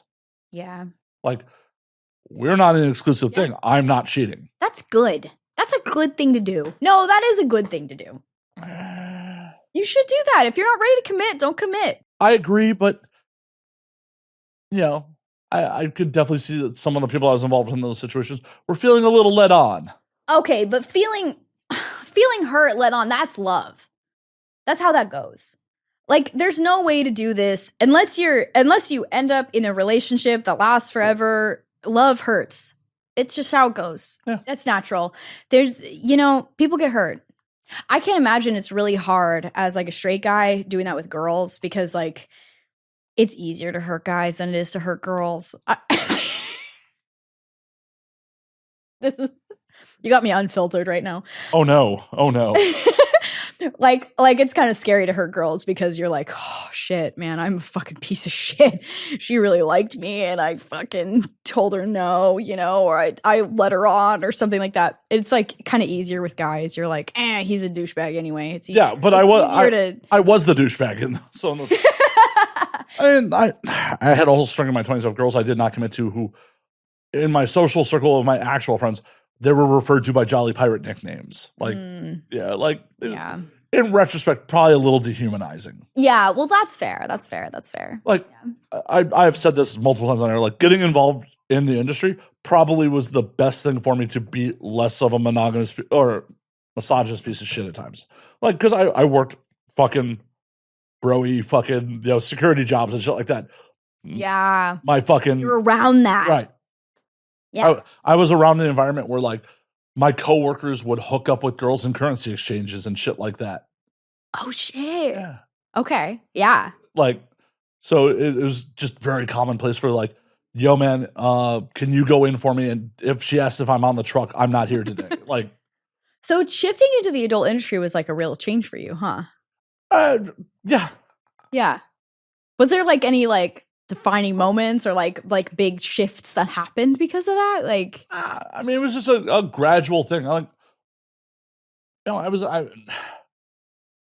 think I was only ever like really disrespectful for people I was involved with. Like, yeah, like as fucked up as that is. Like, yeah, makes sense.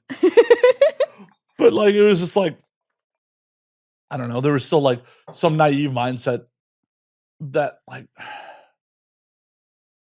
women, had sex, but like it wasn't like an act of like, oh, hey, I want to get laid tonight. Like, the maybe on a subconscious level, like I knew that existed, but on a conscious level, it's like, oh no, it was until I was around a bunch of bad bitches that like had ownership of their fucking their sexuality. It's like, oh, okay, that's cool. You felt like you needed to like promise them something or like lead them along, or like girls like they want to have a relationship. That's how you get in bed with them. Not always. I mean, I definitely had a bunch of one night stands, but it was still like there were still pretty words involved, even with like one night stands and shit like that. Like, a one night stand, I want pretty words too. I understand. Yeah. I've also never been a beautiful man, so like my words of what have sealed the deal over the years. You can get really far with girls with pretty words. I'm aware. Yeah. I'm you be funny and forward.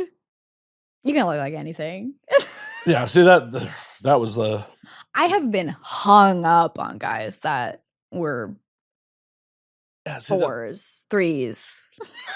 Oh, and everyone does it. Like, I mean, how many girls like that are in relationships with dudes like that aren't performers, where you kind of see them bring their fucking partner to a party. You're like, really? All right. That. All right. Does he have money? No. All right. Oh, he's just funny and got charisma. Right. He's just got charisma.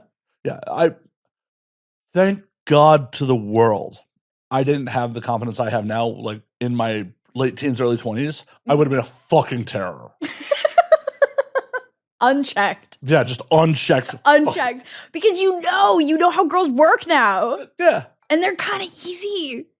Like, they're easier than people make them seem like they are. Well, but also, like, I don't know, in my late teens, early 20s, like high school and all that shit, like, I still had the rom-com fucking, like, put him on a pedestal, this is in blah, blah. And I also, like, if I wasn't immediately getting validation, was like, well, maybe they don't like, because I also had some friends that were very conventionally attractive that I hung out with, and I distinctly, this will be burned into my brain forever. We were out at a bar, and I had a girl literally reach over me to introduce herself to my friend. Oh, no. Literally reach over me. Didn't even acknowledge I existed. Like, reached over me to introduce. And it's just like, well, how can I compete with that? I don't know, by being smarter and funnier than that motherfucker, but... It's true, though. I don't know. But you don't see that at the time. You don't. I can't blame you guys. I feel like it's hard to be a guy out there. They make you feel like, okay, because you'll push back on this because you're a good one. But like they... No, I'm a fallible human being. I feel like it must be fucking hard to be a dude in the dating scene. Yes and no. At least starting out, right? You're trying to be good, you know? And it's like... Well, or what age are we talking? Are we talking like right now?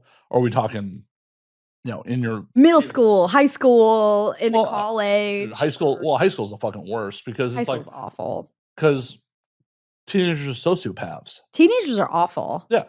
I think like there's a lot of problems with being a woman. There's a lot of things that you suffer, but like you're allowed to complain about them. Well, just like the big embarrassing moments that become like traumatizing for later in life do happen in high school because people don't have the sense or the fear of actual violence to check themselves when like the impulse comes out to just say something. Like I remember like my first girlfriend in middle school, like she got made fun of for dating me. Like when we went public, like she got fucking made, and like, fuck, dude, that sucks. Because I was with the weird long hair. How does that not stick with you? With me? Yeah, you gotta how long did that stick with you? I mean, consciously, not super long, but like subconsciously. It didn't hurt that like the next girl I dated was a lot hotter. Like the next girl I dated directly after was a lot hotter and fucking was like kind of a little infamous. Like she got like kind of driven out of our middle school and like sent off to fucking Catholic school. Yeah. But she was still like met her through friends and like she was hot as shit. And it was just like, well, I mean, that girl, she couldn't stand the heat, but and that didn't last all that long either. But it was still like a good fucking like, oh shit. Well, that was that. And the funny thing is, the girl who got made from in middle school, we dated again in high school. We dated again in high school, and like she hates me now. By the way, she fucking hates me. What did you do to her that made her hate? That made her hate you.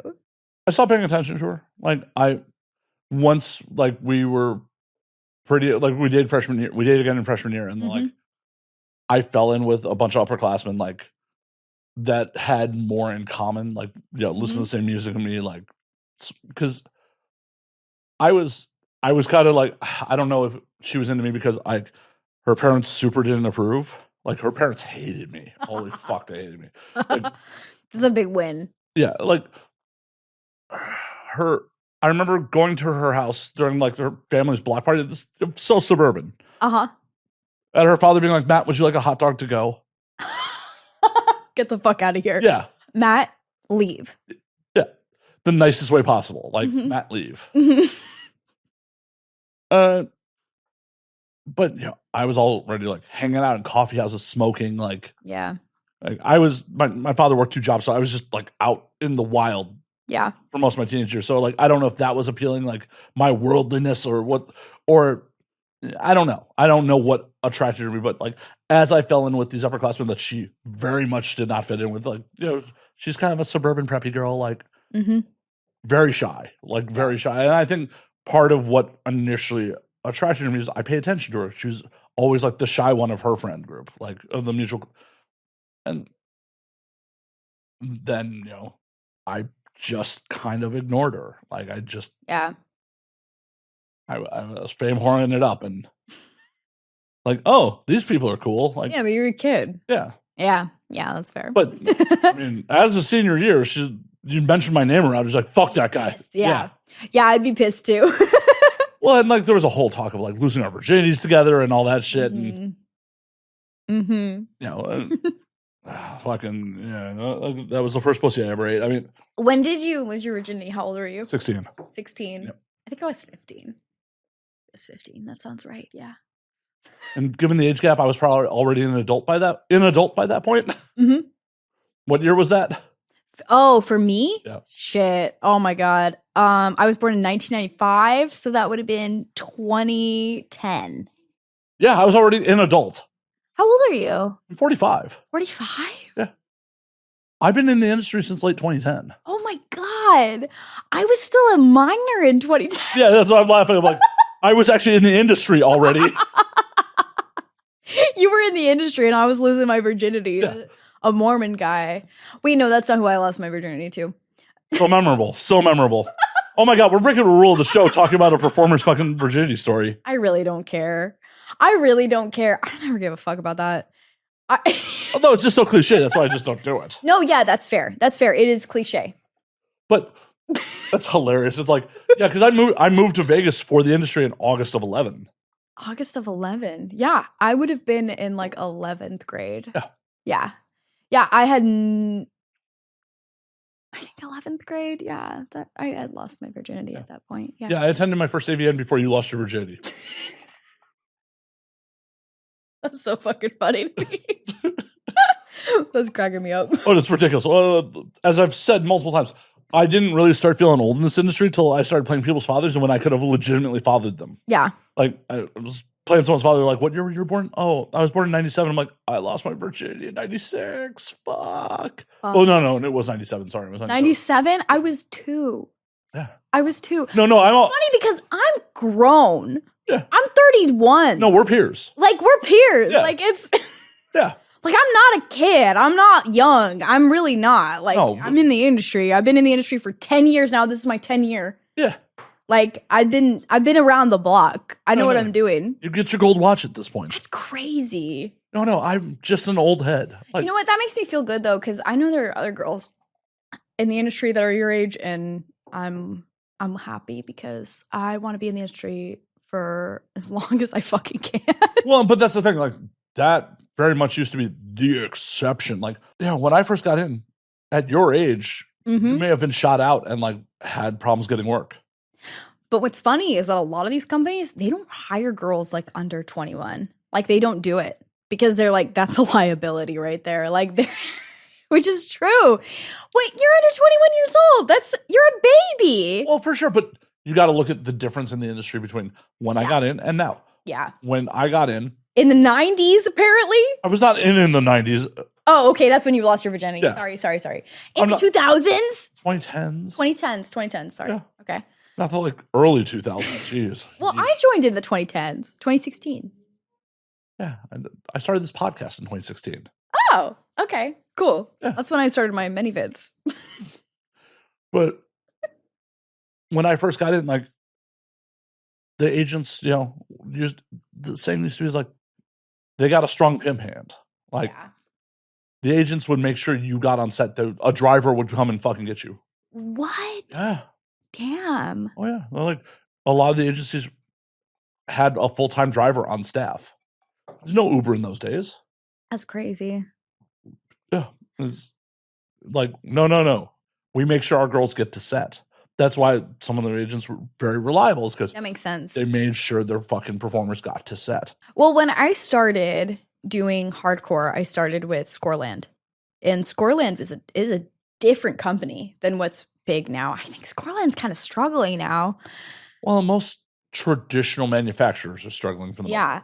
Scoreland used to print money because they were... like giant tits. Yeah, they were like giant tits. They made magazines. They made DVDs. And they mostly did photos. Like when I shot with them, like their photographers, when I went on set with them, it was like all their photographers were doing photos, and like the video was like very secondary. It's like something that you did on top of the photos. And they made magazines. And then they would talk about, they would like do these on location shoots.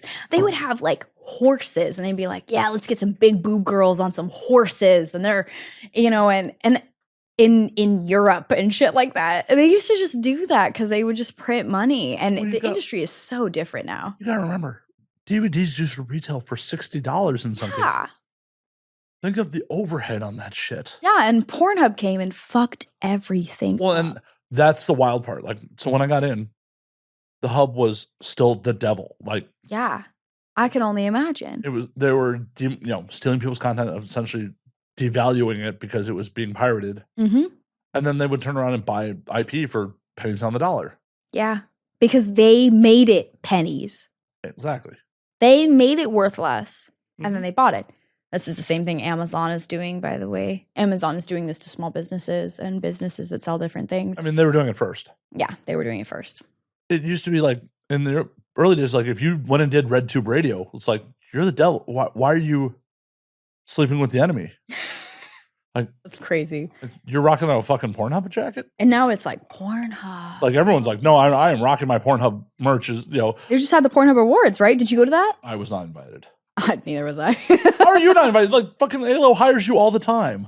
Dude, I don't know, man. I don't care though, because that's not where my bag is. I make my bag on Sex Panther, Minx, OnlyFans.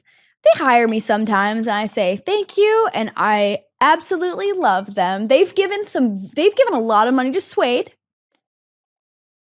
Speaking of you working for an Halo set, did I ever tell you the awkwardness on when I was on Marcos's crew and you had to cancel last minute because you had that emergency? No, you didn't tell me about this. So they replaced you with someone I used to sleep with. Oh, I'm so sorry. I should have said yes. Well, why did I say no? What was the emergency? You want me to say that on air? Probably not. Yeah. Was it because I didn't want to work with somebody? No. Oh, okay. No, it was like you literally could not come to. Oh, yeah. Oh! Yeah, I remember that. Yeah. Yeah. So your replacement was someone I used to sleep with. And she walks on set like, Matt, what the fuck are you doing? I'm like, working.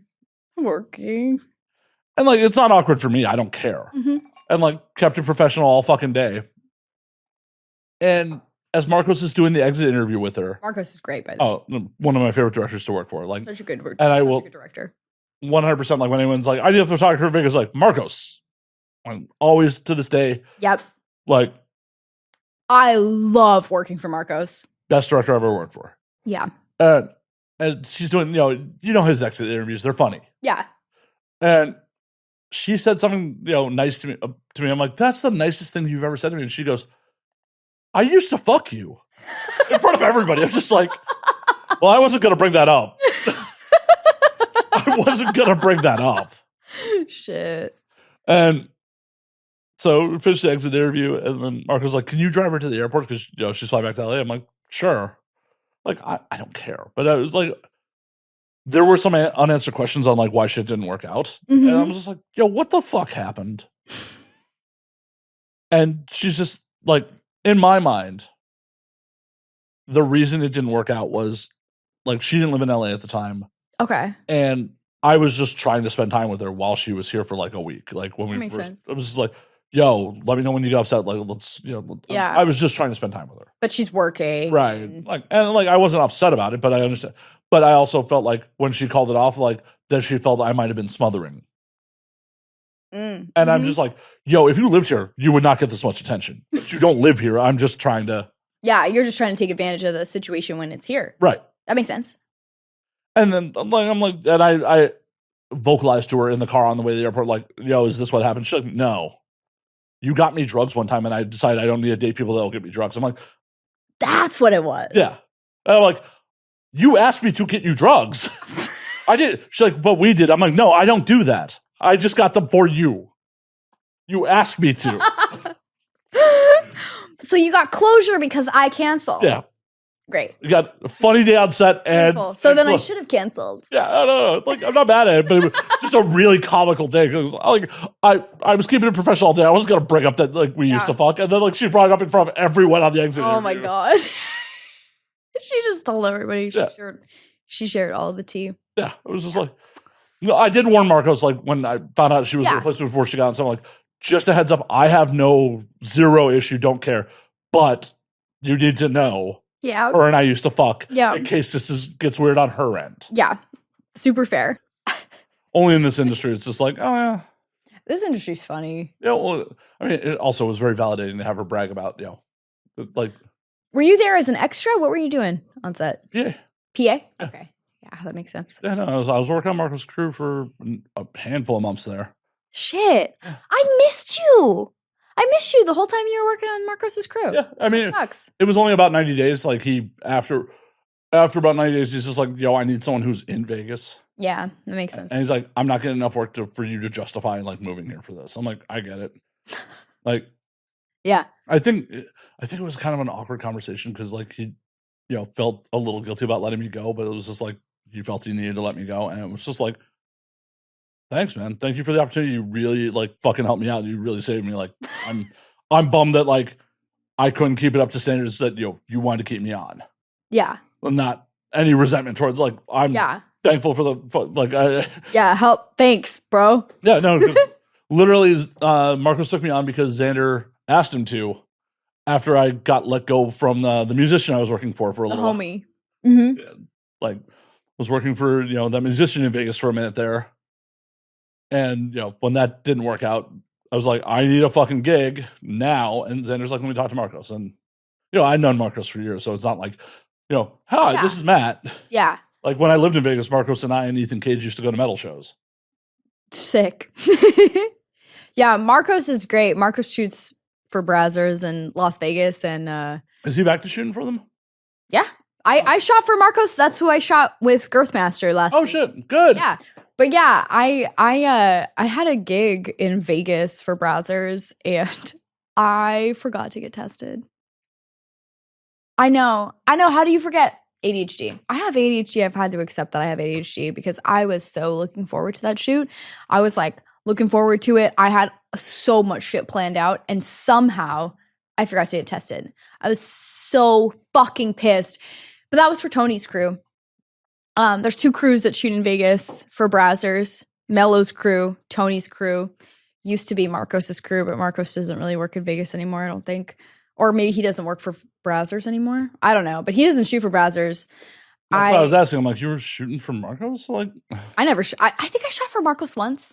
I think I shot one scene for Marcos. Mello though, Mello's crew is the best crew in Vegas. Mello's crew is great. And then Marvin's crew in LA, I shoot for Marvin's crew every now. Nice. And Marvin is great. Have you met Marvin? No, I don't think so. You would love Marvin. Marvin's a sweetheart, and he's so fun to shoot with. That's why, I really do like shooting for Brazzers because I get good crews. Well, yeah, they have professional crews, and as I said, when I shot for Marcos, he was the best director I ever worked with. He's great. He gets you home early. Yeah, no, a lot of days I was taking people's lunch order as we were loading out. Yeah. Yeah. The first scene I did for Brazzers was not Marcos's crew. It was the other guy. I can't remember his name anymore, but he ended up getting canceled. Talking about Huggy or? No, not Huggy. He was a different guy, but he was working. Marcos was on his crew. You talking about Vic? I don't think his name was Vic either. Okay, because Vic Legina used to run most of the ALO stuff. I don't think so. I don't think his name was Vic. Is his different name. I can't remember it right now. Because I've had 2 of these and I really don't drink very much. Because that's actually Vic's book. Is this Vic's book? I don't know who Vic is. Oh, he ran ALO for a number of years. This is not. Yeah, Vic Legina, definitely not Vic Legina. That sounds cool.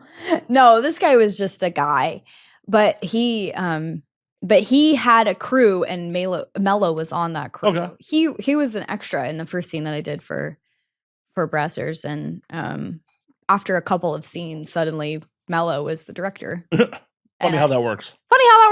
Mello is great, though. Mello is a great producer. He fucking gets you home on time. He like, I love working for him. Apparently, you love working for him too. Well, I love working for Marcos. I never worked for Mello. Oh, you never worked for Mello? No. I thought you said you worked for Mello. No, I said Marcos. You said Marcos. I said Marcos. Marcos Rivera the whole time. The whole time you were talking about Marcos Rivera, I thought you were talking about Mello. No. Fuck, I'm so drunk. I'm so sorry. Apologize to Marcos. I'm sorry, Marcos. Marcos, you're a pleasure to work with. I love working with Marcos. But Marcos hasn't been working in Vegas as much as Mello has. No. Mello's That's why I was confused. We were like, yeah, I was just on set with him for Christmas. Yeah. I'm like, he's back with Halo? Like, Yeah, no, Mello, big tall black guy. He's sweet. yeah, no, He's sweet. different, very different people. Work for Marvin in LA. That's who you want to work for. He's great. He's like a film school guy. He's like Nice. he's a sweetheart. He's gay and he's got this accent and he's sweet. He's a sweet dude. Oh, No, he hired me for Digital Playground. For digital pink ground. I told you I'm drunk. Digital Playground. He hired me for Digital Playground for Single Minded, which was really fun. And that shit encouraged me to go to film school, actually. Are you enrolled in film school right now? Or? Nah, I dropped out. I only wanted to go to film school a little bit to learn a little bit. And I have started directing. Nice. Did you know that? I did not. I started directing. Wait until like 2 hours in while you're drunk. Be like, by the way, I hire bitches. I started directing. Yeah, I mean, I'm not like a big shot director by any means. Take it till you make it, Cody. We've been talking about this all night. That's true. No, I did what I did was I did a 48-hour film festival. Have you ever heard of that? No. So a 48-hour film festival is just like a little film festival that you do where they give you an assignment and you have 48 hours to film it. What was your assignment? Mine was I did it for the UNLV, for the university, and it was I was supposed to do a melodrama, which was okay. I'll take a melodrama. There's like a couple of little specific things, but I had a crew that was full of sex workers, which was cool because the actors that we cast were not sex workers. So we had non-sex worker actors and sex workers running camera, running lighting, doing editing, all that shit.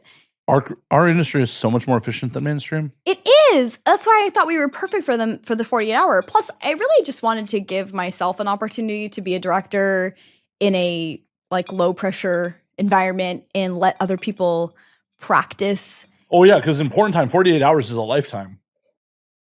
It is. Although we had 48 hours, we had to edit too. So it was really 24 hours for shooting and then 24 hours for editing. Yeah, no, editing's a motherfucker. Editing is a motherfucker. And you know I did that shit. I'm sorry.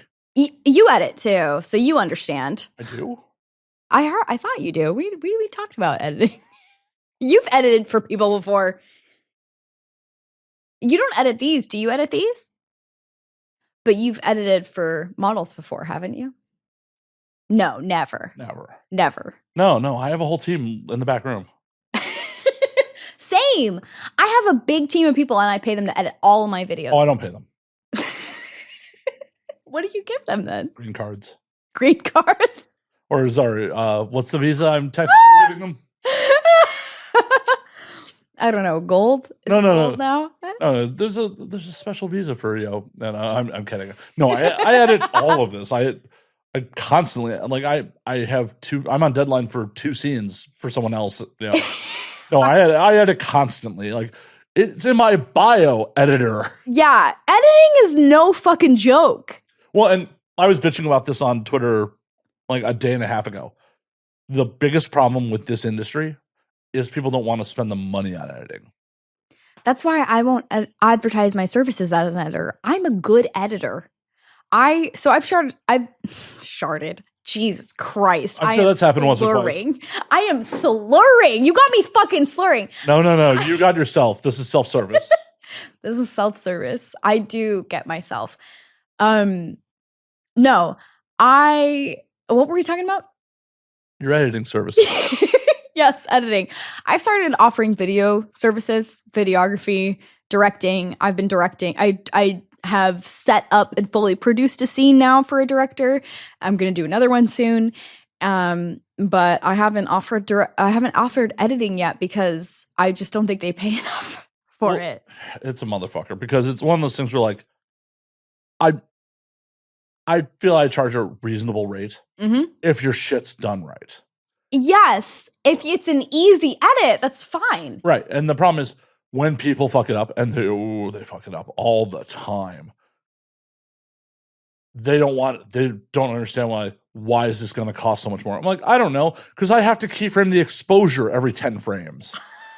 Yeah. Because someone left it on auto. Ooh. I literally was bitching on Twitter. I was literally bitching on Twitter, as I said 2 days ago, about like, hey, if you're shooting a POV scene, don't leave it on auto. Like, no, just set it. Yeah, I literally was just like, oh man, this is gonna be such an easy scene. Like, and then all of a sudden the exposure just started. Whoa, whoa, whoa. I'm like, are you fucking kidding me? It's hard. I mean, that's the thing. I don't think any of it's hard. It's just time consuming. It's time. Yeah, it's tedious. It's tedious. It's time consuming. And if I'm working on a flat rate, I'm going to try to do this as fast as humanly possible. So you may not get the best results. If I'm billing you hourly, you're going to be like, what the fuck? Why did my 30-minute scene take 6 hours to edit? Because I'm like, because I had to go through and fucking keyframe your fuck up. That's keyframing takes a long fucking time. It's tedious work. It's really tedious work. You have to go frame by frame, adjust each frame. Yeah. It's a lot. Oh, yeah.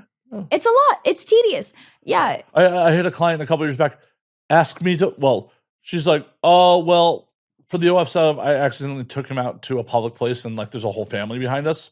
So I had to rotoscope them out of the fucking frame and then drop a mosaic behind them. And it took fucking hours. And I'm just like, yeah. I was working for flat rate and like by the end of it, I'm like, yo, I need more money for this. You need to be paid hourly for something like that. Well, I would have charged more, but like part of it was me being a little overambitious on what my computer can handle. Because I was trying to That's the other thing. You start editing too much and your computer's like, I can't do it. I still have a very beefy computer, but like After Effects is a whole different beast. Yeah. Like when you got to break out AE and like, oh, I'm going to rotoscope this whole scene. And where I fucked up on that one was I tried to rotoscope and motion track his face at the same time. Because dude decided after the fact that he also wanted his face blurred. Oh my God. And instead of manually. It's not easy. It's not hard. It's just tedious. That's what I mean. It takes time. It takes effort. It takes hours. Yeah, it's like, well, okay, I'm going to use the motion tracking tools instead of manually fucking keyframing the fucking mosaic in front of his face. And then I decided to try to run both at the same time. And my computer's like, dog, what are you doing here? That's a little too much processing. Good luck rendering. It wasn't even rendering. It was just tracking it all. Like, just like, yeah, I'm like, okay, we're going to stop the fucking motion track. We're going to do the fucking rotoscope first, and then I will motion track on the rotoscoped. Editing porn, fun. Yeah, most of the time editing porn is really easy. You just kind of like clip each clip together and it's like cross dissolve, because most porn videos are like really only a couple of takes. Like they're not very big, especially like indie porn stuff. But once you start getting into stuff like that, it's really intense. Well, and also like my biggest beef is like I will get stuff that, oh, hey, we're going to be smart. We're going to multicam this. Why is this at different resolutions and frame rates? Man. Like, come on. Well, that's the thing is because people who do porn are they don't know shit. You have to learn that stuff. Like, I didn't know that shit for a long time. I've been in the industry for 10 years. Most of that 10 years I spent not really knowing the difference between 30 and 24 frames per second. And well, there's 6 more frames there's 6 more frames. Take it up to 60. That way you can cut it. You can reduce it. And have massive file sizes. And that's why I don't usually shoot in 4K. I usually do 24. This is shot in 24 4K. Yeah. That's what I usually shoot in. Unless you're doing like boob bouncing, and then you got to stick it up to 60 frames per second because that's what they want to see. They want to see every fucking frame of the boob bouncing. Go up to 120 at that point. I love doing slow-mo in 120. I have a Panasonic Lumix S5 II. It's Nice. a fucking beast. I love that camera. And I only got that camera like a couple years ago, and it's been really serving me. But like, I didn't know shit about camera specs for like 8 years in the industry, where I was just like the first couple of years, I was just shooting with a webcam.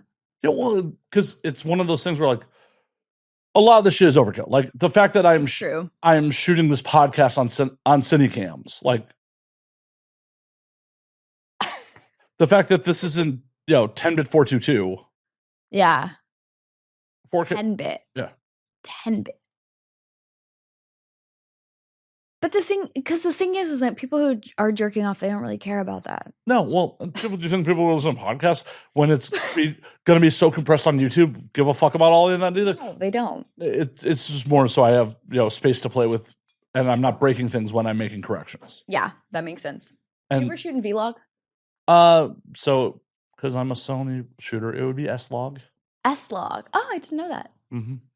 See, I don't know shit. Each camera has their own log. Oh, okay. Yeah. That makes sense. Okay, S-Log. Do you ever shoot in S-Log? No. No. Almost never, because at the end of the day, the reason you shoot in log is so you have more dynamic range. Yeah. You don't need dynamic range. You just need to be properly color grade. Like you need to just right. And why am I balance going the color. Why am I going to give myself more color grading work by having to drop a LUT in to then convert it to Rec 709 to then color grade it? Tell that to my client. Why they want it in vlog? Yeah. Yeah. And I'm like, if you're going to put it in vlog, at least color grade it. So nothing has been more frustrating than like I had a gig like this is so inside baseball. I don't know if the audience cares at this point, but if you're still here, appreciate you. Yeah, let's talk real nitty gritty about. Oh no, I had a shoot that was editing for a client, 2 cameras. One of them, Sony S3, shot in Rec 709. The other one, Panasonic, shot in vlog. Mm-hmm. And they're like, why can't you match the colors? I'm like, I don't know, because it's 2 different fucking color sciences, you motherfuckers. Like, we shot it in log, you should be able to match it. Like, I can get it close. I am also not a fucking colorist. Like, I sent that poor girl 6 revisions of me trying to fucking get the color right. Yeah. And like, neither camera was white balanced. Of course they weren't. Yeah, so for the folks at home, vlog, or apparently S-Log, or RAW, or whatever the fuck you want to talk about, it like shoots. No, so RAW's different. RAW's different, but for photos, it's pretty similar. Well, no, so RAW's, okay. Go into it, rant, let's hear it. So the reason RAW is part of what RAW is shot in logarithmic, but logarithmic is not necessarily RAW. Okay. Because the reason it's RAW is it also bakes in what the camera settings were when it was shot, but it also allows you to manipulate the camera settings to any possible setting that the camera could do. Okay, how is that different from vlog though, or from S-Log? So log, the settings aren't there. Like you with RAW, I could go and change the exposure. I could go and change actual real. I could change the white balance. I could change like all you can do more with RAW than you can with vlog. Right. Vlog is just allows you to have the max dynamic range as the sensor will do. Okay. Yeah. Where RAW is shooting in log, but it also is capturing any possible setting that the camera can do, and you can then alter that. That makes sense. So for the folks at home, RAW is usually for still photos. No, you can shoot video in RAW. You can shoot video in RAW. So but it's really big file size. Oh, no, it's massive file sizes. It's massive. Whereas, so if you shoot in RAW or vlog or S-Log, the resulting image looks very gray. It looks like kind of desaturated. It's like weird, and you have to add all this color grading in post. Well, you just drop a LUT on it. Or you just drop a LUT on it. I told my client, drop this LUT on it, and it didn't look good after the fact. Well, some of that might be just how it was shot. That's why it wasn't, because I did it, and it looked great. And then I looked at how it looked on the other end, and it did not look the same. I'm telling you. I'll show you afterward. I'll complain about it later. Okay. I won't be a bitch. But yeah, that's I will forever rail against anybody editing my work. That's just how it is. You could be a master editor, but you edit the shit that I shoot, I will be pissed at it. That's just the facts. Brazzers, I did a shoot where I wrote the script, and I was so upset at how they massacred my boy. Well, and that's the thing. Like, that's one of my other frustrations as an editor in this industry is in a mainstream setting, the director's involved in the editing process. Yeah, and it should be. Right. In this industry, I am handed product and said, make it work. They just give it to you. Yeah. And then I get pushback. I'm like, well, why'd you make that choice? I don't know. You let me make that choice. Fucking tell me. Right. Like, I'm happy to do revisions. Tell me what you want. Like, nothing is more frustrating. And it's happened a couple times where, like, me and whoever content was did not have the same vision on the content. They just paid me and then recut it. Like, just tell me what the fuck you want. I have no ego about it. Just say, hey, this isn't what I was looking for. That must be so fucking frustrating. Well, yeah, it's frustrating because, like, I don't get more work out of it. Like, yeah. It's like, if you just communicate with me, like, I won't be like, oh no. I will just fucking make the corrections. I'm here to bring your vision to life. This isn't my project. I'm not passionate about this. I'm not passionate about you getting fucked by Johnny Sins. Sorry, that's a legit example, but I feel the ire. I feel the ire because I wrote a scene for Browsers. It was kind of like a porn star comes into the real world. It was a riff on the idea that porn conventions are like not real. It was very silly. It was supposed to be kind of fairy tale style. And I had written in these portions where I was like, this part, it needs this specific kind of music. This is a montage. This is this. None of those things got transferred into the final edit. And I understand because they don't pay their editors well. They're not really paying their editors to do that kind of shit. And I remember telling the director at the time, I'm like, this is going to translate for the edit, right? And he was like, yeah, this makes sense. And then I look at the final edit and I'm like, I wish I could have edited this. And you have the raw footage. Why don't you go edit? I don't have the raw footage. Of course I don't have the raw footage. It's Brazzers. Yeah, why didn't you make a copy of the hard drive? Well, of what? Of whose hard drive? I don't have access to that shit. Didn't you shoot it? I didn't shoot it. Somebody else shot it. I wrote it. Oh, it's just I wrote it and starred in it. I don't have access to that shit. Oh, come on, you could have been like, yo. I could edit what was posted. That's all I could do. I'm just saying, you could have been like, yo, copy that SD real quick. Yeah, I guess I could have. Codi cut. The Codi cut. I want to make the director's cut. The director's cut. Oh no, the Codi's cut. The Codi cut just rolls off the tongue a little better. The Codi cut. The Codi cut. I want the Codi cut. And anytime that I've done adult with where I wrote a scene for a company, I have found that I really would have been I wanted to edit it. I really wanted to edit it because I'm a good editor. But it's also your vision. It's my vision. It's my vision. Also, though, I'm fucking competent. I'm a fucking competent editor. You understand what that means because you're also a competent editor. I'm a competent editor, but I also have had multiple clients where like they weren't happy with the product because they didn't communicate what they were looking for.